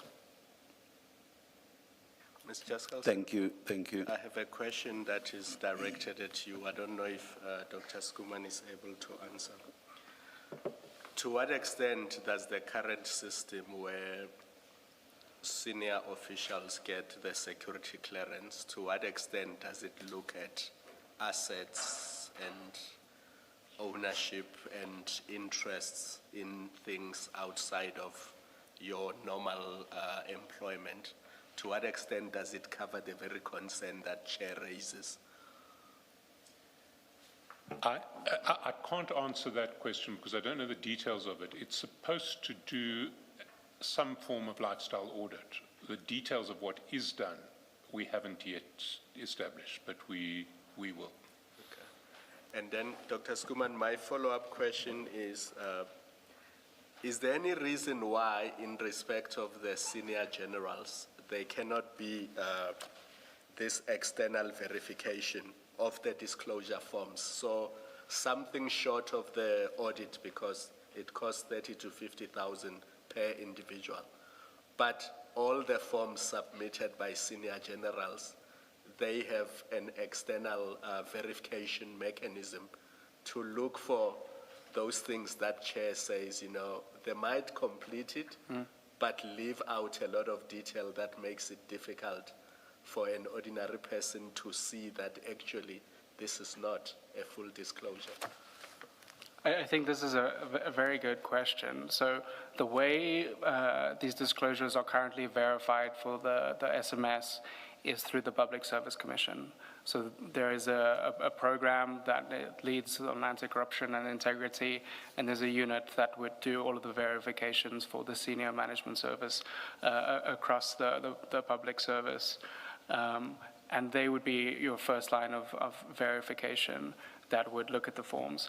I think the challenges that you mentioned, that this doesn't necessarily lead to anything right now, I think it's twofold. I think the first challenge is, as I've mentioned, some of the gaps in the disclosure forms, and how that leaves some deficiencies in areas that we might miss, the blind spots. I think the second aspect of it is, I think the current approach is largely about assessing compliance. Have people submitted their forms? Is it verified that the property that is mentioned is the same as the deeds registry? Is it the same as the NATIS system? Is it the same as the company's record? So I think the current system in its approach is not yet geared up to more substantively identifying the red flags that one would need to consider to determine whether more substantive investigation is necessary. And I think that's also, and I speak to this in the weakness of the institutional framework, I think it's also an issue of what kind of capacity we're using to verify these disclosures. So I mentioned within line ministries, it's an ethics officer. In the Public Service Commission, they have this unit that verifies these disclosures. But it's not necessarily that these people are investigators or have, strong training in anti-corruption. That's not to say that they have no training.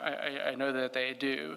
But the kind of capacity that is needed for properly verifying these disclosures and for turning, red flags into an investigation, I don't believe is there just yet. And I think that's reflective in the results that we see, that all of these forms are verified and it turns up nothing.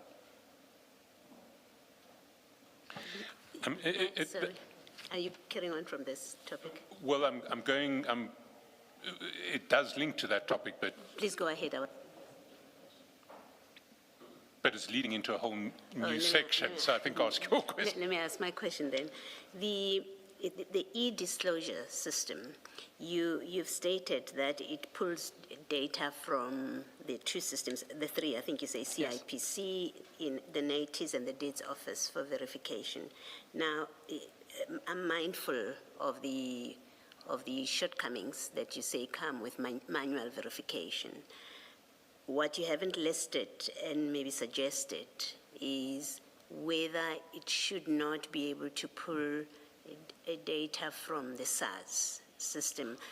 Part of the things that have concerned is that you get these indicators of wealth and income, and then it seems the most obvious question is, well, why has SARS not picked this up? Is there a reason that this cannot happen, the same cannot be done with the SARS system? I think it's a very good point, and this is something that I've definitely heard people speaking about in the public sector, and it's one of the issues that people think about often, and how that same kind of competency and systems and capability that you find in SARS, whether that could be applied to financial disclosures. The challenge of translating or using SARS's existing resources is that SARS has, in terms of its mandate, it's very restricted in disclosing taxpayer information, and that creates certain limitations.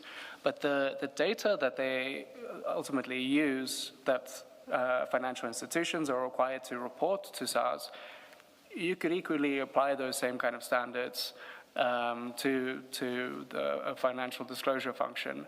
And in fact, I understand the Financial Intelligence Center, that there is a bill that has been, I believe it's still being tabled for comment, that suggests that the FIC might have a future role in providing the data needed for financial disclosures.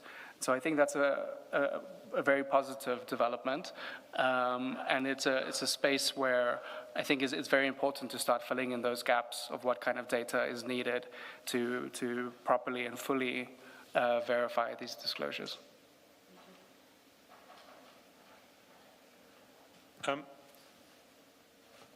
I think building on your answer to Commissioner Kumalo's point,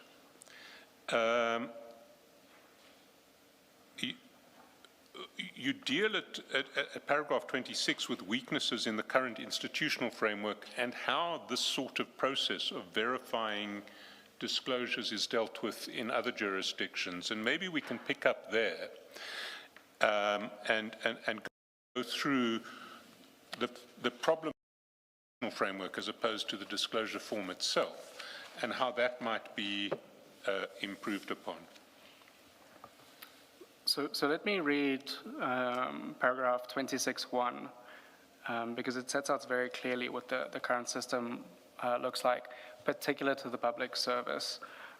So it says, in the current framework, so this is the Public Administration Ethics, Integrity and Disciplinary Technical Assistance Unit in the Department of Public Service and Administration, sets the policy framework and provides oversight.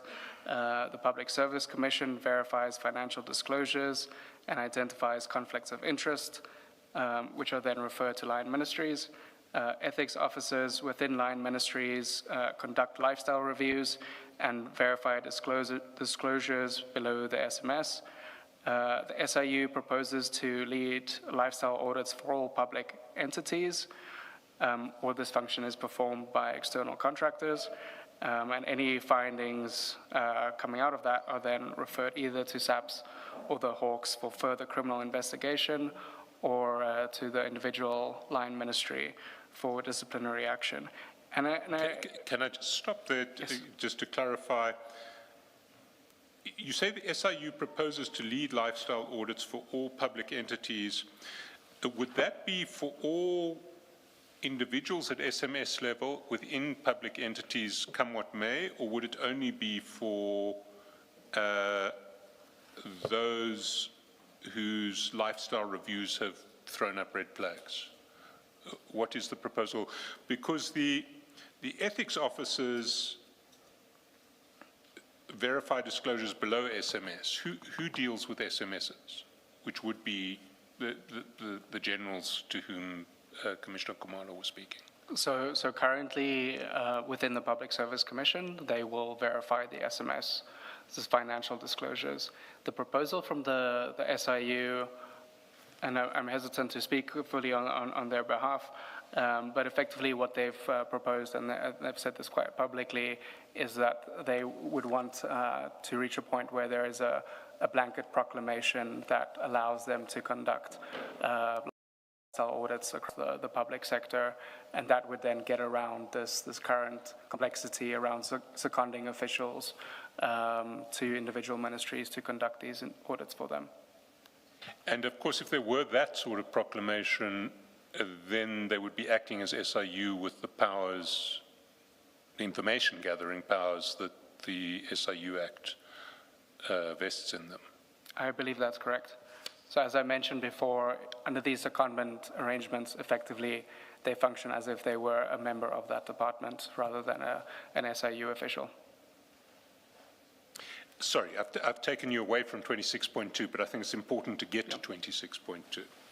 Absolutely. So in 26.2, I effectively framed the same point from the previous paragraph to say that in most international examples, this kind of function would be in a single entity. And in South Africa, we've dispersed the same function across many different institutions that have a small part and small role to play in implementing the system. And this is only in the case of the public service, SAPS, et cetera, which follow the same framework. And that's also within the context of how we kind of have these different standards for elected officials, for local government, et cetera. And so I believe at a later stage, I mentioned the example of Botswana, but there are many other examples of this where this kind of preventative function is within a dedicated anti-corruption agency. It is seen as a single cohesive function because all of these different aspects of collecting disclosures, of setting the form, of verifying, of doing the follow-on investigations, all of these go hand in hand. And when you have this long chain of handing over responsibility effectively from one official to another, or one institution to another, you risk breakdowns in the chain if any of those institutions can't follow through on their specific function.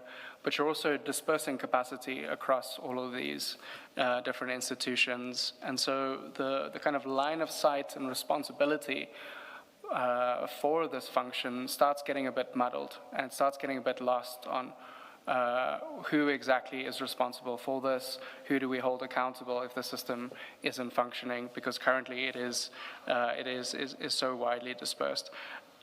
Later I speak to the benefits of having such a function in one entity around pooling resources, having consistent standards, developing the right kind of capacity, having the right access to databases, for example. If we speak to the issue around privacy concerns, for example, if one were to introduce access to individuals' financial records, would we be more concerned if there was a dedicated anti-corruption agency that had access to these records, or if I think it's 42 national departments and 97 provincial departments, if each of them had a unit with access to these financial records and these kinds of privacy violations. So the reason why I mention that is that I think it's important that whatever entity has this kind of responsibility, they need to have a level of accountability. They need to have the access to the right resources. They need the capacity to perform this function correctly. Because as I've stated throughout, this is a whole value chain that connects to one another. And as soon as you have weaknesses in one area, it starts collapsing.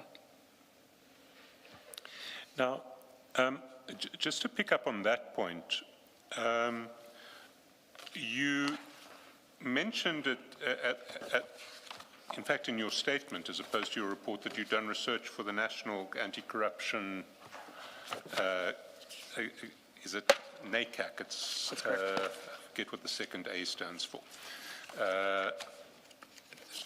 The National Anti-Corruption Advisory Council. Advisory Council. Now, the NACAC report has recommended the creation of an Office of Public Integrity.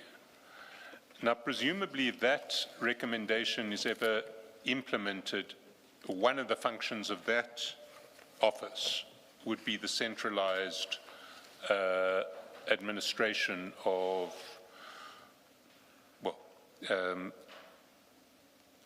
disclosure form assessment and investigation flowing from disclosure forms. Would that be correct? So let me back up for a moment and speak to the work with the National Anti-Corruption Advisory Council, or NACAC.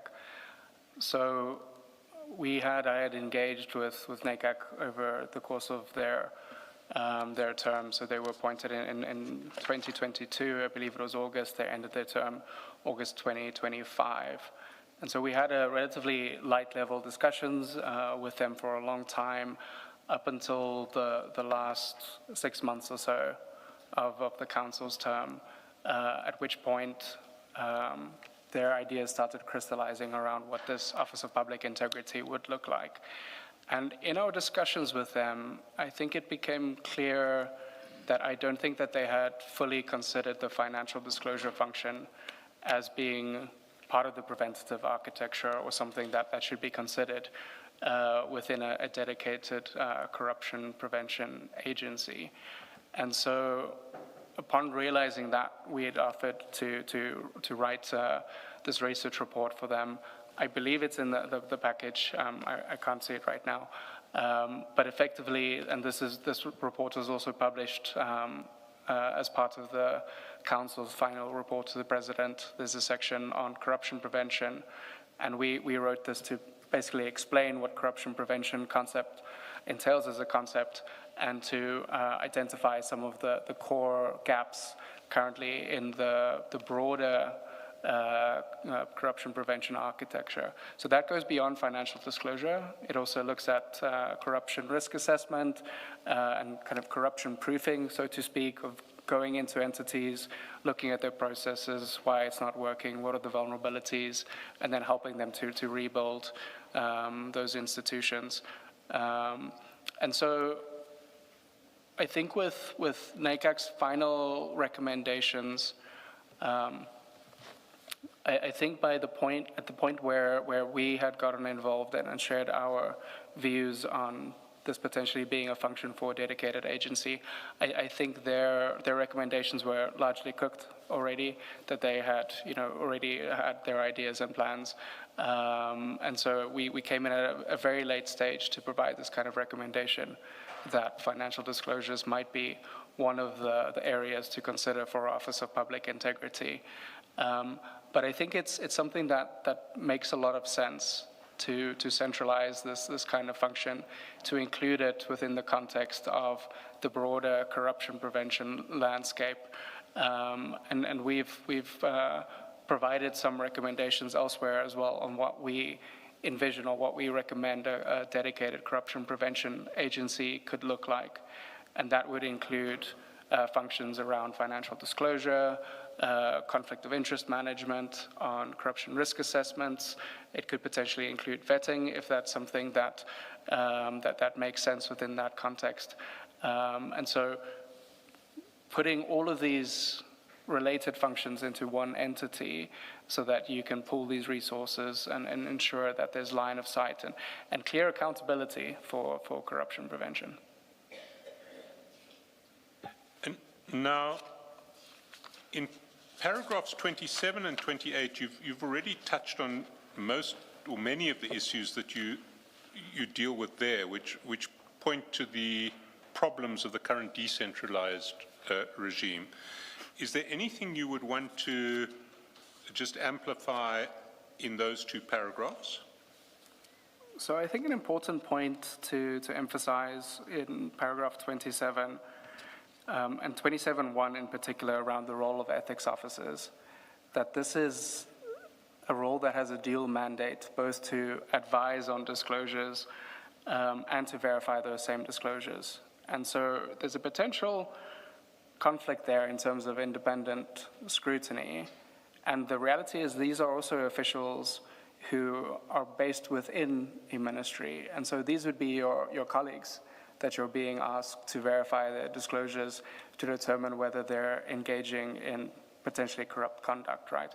And I think within the South African context, the known issues around capture, around the victimization of whistleblowers, I think these issues raise significant concerns around having this kind of responsibility placed within line ministries. I think this potentially exposes them to significant pressure to look the other way. The reality of, being in a space where you're being asked to verify your colleagues' disclosures, I think is potentially quite a risky environment for these types of officials. But the ethics officer role itself, I think, is important to emphasize that in many cases, this isn't necessarily your only function or your primary function. These are officials that are often designated to be the ethics officer in addition to their day-to-day activities.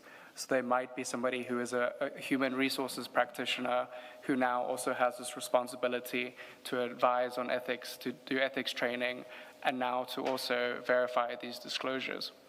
So the training that they're coming with wouldn't necessarily be on anti-corruption issues, and it might not be the case that they're necessarily fully equipped to be able to do this with the level of scrutiny that we would ideally want from something like this.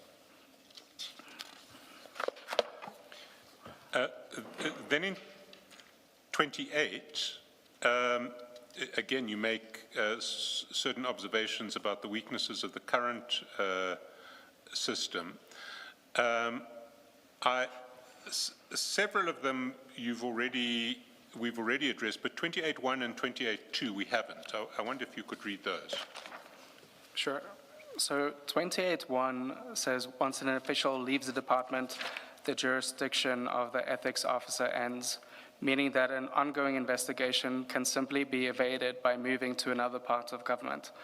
And this is not theoretical. This does happen. And 28.2 says, even in cases where the SIU is seconded to conduct lifestyle audits, their recommendations for further investigation or disciplinary action are ultimately given to the head of department to consider and take forward or ignore. And this ties in with the final paragraph of 27 that you'll see at the top of page 25. Even with the ethics officers, they ultimately report their findings to the head of the department, so the DG. And further lifestyle investigation or disciplinary action is then at the discretion of the DG. So again, that potentially creates inconsistencies in how we apply the rules. It, again, can create challenges with conflicts of interest. It might be that this official themselves are implicated in the corrupt network. And so, again, I think it strengthens the argument for why you need some level of arm's length scrutiny, both to verify but also to later apply your sanctions to determine what kind of additional investigations are needed. Although centralizing would probably be much better, but I already foresee the possibility of those coming from the central point being bribed by those who are being investigated or on whom the audits are being performed, with the result that nothing will happen, at least in respect of some individuals. That cannot apply to everybody across the board. I think it's a perfectly fair comment, and I think it speaks to some of the debates that we often have in the South African context around what anti-corruption architecture should look like. Is it one central agency? Is it a number of different agencies? And I think generally recognizing the history of state capture, I think that in many cases there is acknowledgement that there is that risk, and that a more diffuse model makes sense, but it's a more diffuse model where we still have clear responsibilities to say that this is the entity that does investigations and prosecutions. With the corruption prevention mandate, it doesn't necessarily have to go into that same entity that does investigations and prosecutions, but at least keeping all of your preventative functions within one dedicated entity, I think has a lot of benefits in terms of a lot of the issues that we've mentioned so far. And the one issue that I haven't talked about is the effect on oversight. If we have to oversee the efficacy of this framework across all of these departments and ministries, it's extraordinarily difficult.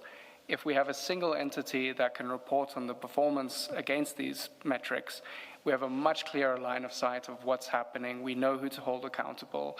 And in terms of your question on capture and bribery, these are things that can be insulated against, right? That we have certain integrity measures that are applied to people to ensure when we're recruiting people to a dedicated agency that we have vetted them. We ensure that the head of this authority has sufficient independence, et cetera. And so I think those concerns around bribery, et cetera, it's equally applicable to any corruption function, right? And I should not be understood to be saying this should not necessarily be a solution, not at all. Surely we must come up with solutions. We cannot throw our hands up, no. Just raising it as a possibility. And I'm by no means saying, we can't go there, not at all. And I think to reflect on that, I think it's a good point that there are lots of different models that can work. But what I think we have to recognize is that the current model is not working, and that something needs to change. Yeah, I mean, also the reality is that wherever you have human beings, corruption always inheres. And we cannot say, let's not try to come up with solutions. It always inheres, whatever the setup. Is there or what would be the argument or an argument against centralizing this function within the Public Service Commission? I really like this question. One of the challenges with putting all of these mechanisms within the Public Service Commission is that the Public Service Commission's mandate only extends to the public service. So if we want to apply the same levels of scrutiny, independence, and sanctions to, for example, elected officials, to people within the judiciary, et cetera, the Public Service Commission's mandate would not be able to perform that kind of function. And so everything that I've been saying about the gaps, the weaknesses in the public services framework, I think that equally applies to the other sectors, right? The elected officials, local government, et cetera. And so what you'll often find in many jurisdictions is that you have one consistent framework that everybody applies to and that everybody reports to the same entity. And having that level of independence then really helps to apply the same sanctions consistently, and that can then extend to your elected officials. The last big topic is sanctions, and possibly, well, not the most important. I don't want to say it's the most important because they're all important, but it is a particularly important section. You pick up on that at page 26.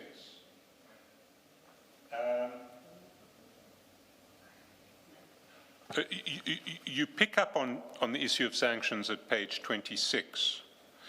And, well, maybe if you can read paragraph 29, because it speaks to just a system that isn't working. Yeah. So I think paragraph 29 effectively summarizes a lot of what I've said. So it states that the gaps in the financial disclosure forms requirements and the vulnerabilities of a weak institutional framework help explain why no misconduct or unexplained wealth has been detected among SAP's officials over the last 5 years. However, even if any discrepancies, conflicts, or unexplained wealth were to be detected, the policy framework for issuing sanctions against officials lacks teeth. Again, follow-up is decentralized, creating the same risk of capture, of pressure by colleagues, or of officials themselves being involved in corrupt networks. This delegation of authority allows for inconsistencies in applying consequence management based on the individual discretion of heads of departments and hampers effective oversight across 42 national and 97 provincial departments. This undermines the dissuasiveness of the regime, as officials can get away with discrepancies even if detected. You then speak to the limited nature of the sanctions in paragraph 30. And again, maybe if you can read paragraphs 30 and 30.1 and 30.2. Let me read 31. It says, sanctions range from verbal warnings, written warnings, suspension without pay, or referral for disciplinary steps. Only a single dismissal has thus far been reported in the public service over the last 2 years. So can I just clarify what you're saying there, that in relation to disclosure issues, false disclosures on the form, refusal to disclose, failure to disclose, there has literally across the entire public service only been one dismissal in the last 2 years? That's correct, but I would like to extend that to say that this also includes your lifestyle reviews, your lifestyle investigations. So even when you've been disclosed, you've been caught out through a lifestyle audit across the entire public service, one dismissal over the last 2 years? That's as reported by the Department of Public Service and Administration. Then you make the obvious point in 30.2 that the impact of a disclosure system is linked to the sanctioning regime, which has to be effective, proportionate, and dissuasive. You make the point that we made already, that the SIU, when it's brought in to conduct the lifestyle audits, doesn't get the statutory powers to gather the information. But you address the issue of sanctions more systematically in paragraph 31, and maybe if you can take us through paragraph 31. Sure. So 31 speaks to disclosure-related sanctions are crucial for compliance and accurate submissions.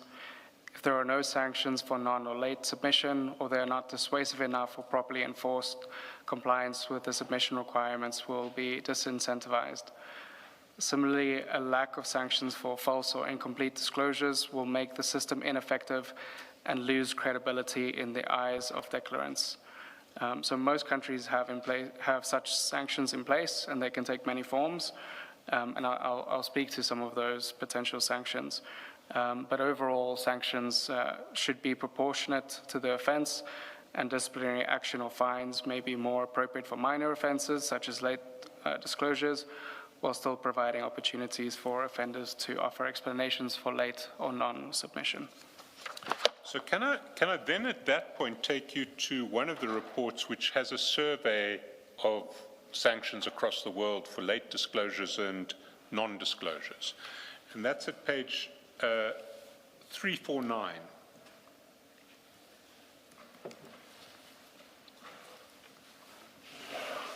And at 349,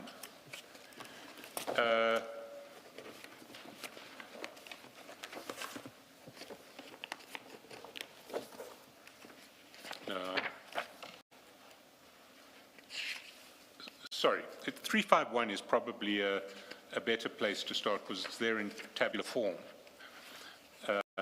which is, if you're not paginated, it is at page 8 of the how to put in place effective sanctioning provisions for financial. Do you have it? I have it. So is there anything, I mean, this table essentially speaks for itself. It tells you what the penalties in other jurisdictions are for late submission or non-submission. Is there anything you'd like to highlight there? So maybe I can speak to the document first. So the document is titled How to Put in Place Effective Sanctioning Provisions for Financial Disclosure-Related Violations, the subtitle being Note for South Africa. And so this is one of those cases where we had prepared this specifically for the Department of Public Service and Administration to share guidance on what disclosure-related violations might look like. The key point here being that this is a very important aspect of the system to ensure that you have these credible measures in place. And so we have in this document, we have a few tables that provide examples from different countries on what this can look like legally, to very particularly specify, for example, what the offense is for non-disclosure or for late submission. And the reason why that's important is that it helps with standardization, and it removes some of the issues around the kind of discretionary nature of how to sanction an official if they have any kind of misconduct related to non-submission or late submissions. In the current system, this would be an ordinary disciplinary process because we don't have the same kind of sanctions in the public service regulations. So you would be effectively held, you would be disciplined for not following the public service relations without the consequences or the scale of the consequences being specified. So the effect of that is that as a public official, you don't know how you get punished or whether you would be punished if you don't comply with the rules. I'm less worried about submission, non-submission in the South African context, because I think at the point where the system is now, there's a very high level of compliance, and I think that's a very important first step to getting a system like this working. In some of the other countries where I work, I was in Botswana 2 weeks ago. I have a call with colleagues in Lesotho tomorrow, where their primary challenge still is to get everybody to submit on time. We've reached that point where people are complying. We saw 100% compliance in SAPS, for example. So, and I think we should give credit to the various departments that are involved in this for getting to that point of compliance. I think some of the other violations that we might want to consider, I think is really where it starts getting very important to have the right kind of sanctions in place.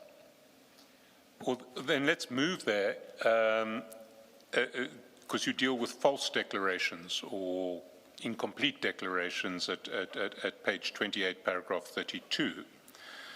And there, the same document to which we have been referring has a series of comparative sanctions that in a table that starts at page 357. Again, is there anything that you would highlight in relation to that table or the issue more broadly? Sure. So I think the main point to make here is from 357, the examples from around the world of what this looks like in terms of an offense. In many cases where you will find that false disclosure itself is regarded as a criminal offense. And it's a relatively low bar to be able to prove that you did or you didn't submit the form in the first instance. Incomplete disclosures, I think, is an important part of that as well. What we mean by incomplete is effectively there are assets that you haven't disclosed. So when we're in that verification process, we compare this to what we have on records elsewhere, and we find a particular instance where you haven't disclosed a vehicle or a house. You might have opportunity to explain why, what those discrepancies are. But currently, we don't have any kind of criminal or strong disciplinary sanctions for if we do find some kind of a violation. We would just send that to a disciplinary process. So in effect, you have very little dissuasive measures to deter people from submitting false disclosures. You know that if you were to lie on your disclosure form, perhaps the worst that can happen to you is that you go through a disciplinary process, and it might trigger an investigation coming out of that to start looking into the criminal conduct. And so I think it's a really important part of closing the loop on all of this to ensure compliance, to ensure that the forms are accurate as well, to support the downstream processes.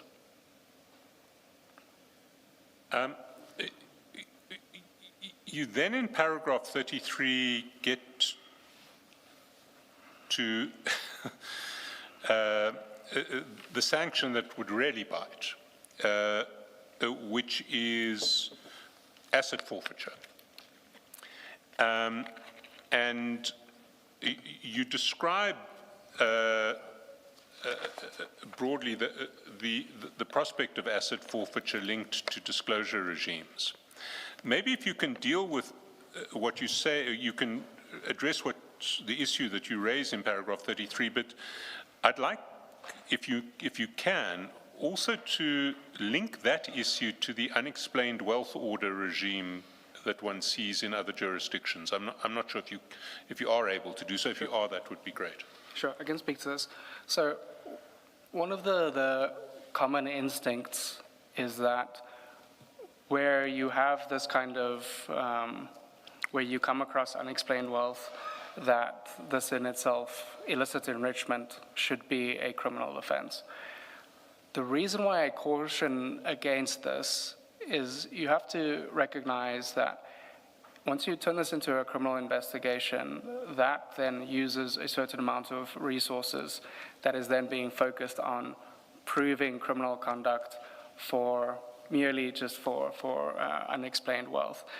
And you can end up in a state where you put so much resources in just investigating this kind of crime that you lose sight of the bigger issues, the grand corruption schemes, the issues that really matter and that are the most important.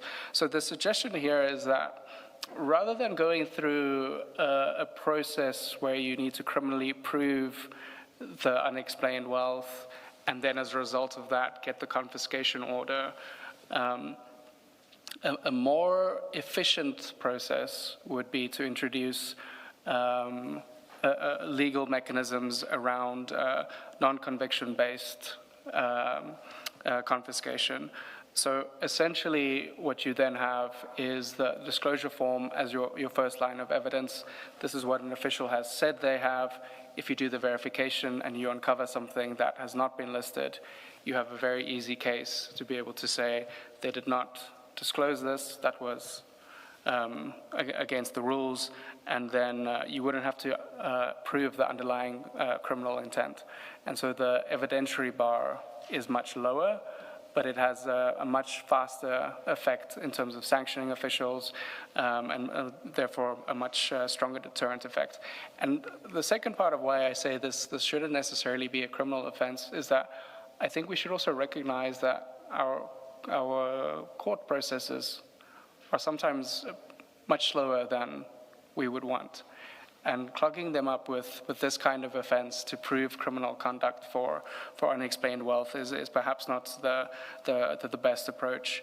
And I think we can use, for example, the SIU's special tribunal as an example of a civil process that is much more efficient at doing something like this for this kind of confiscation or penalties. And so my suggestion is rather to focus on these kinds of administrative or civil penalties for non-conviction based confiscation. There is in existence a dispensation that's not pegged on specific crimes, and but it goes through the court system. It's not administrative, and cases in that context are instituted by the asset forfeiture unit. But although I do not remember the specifics now, I was last engaged in those sorts of cases when I was still in practice. So it also gets rid of the need to prove a specific offense. But I think there should be some, if I still remember the criteria, there should still be some underlying criminality, but you don't have to prove a specific offense for forfeiture to then follow. Right. Yeah. Just a comment. Again, I'm not sure.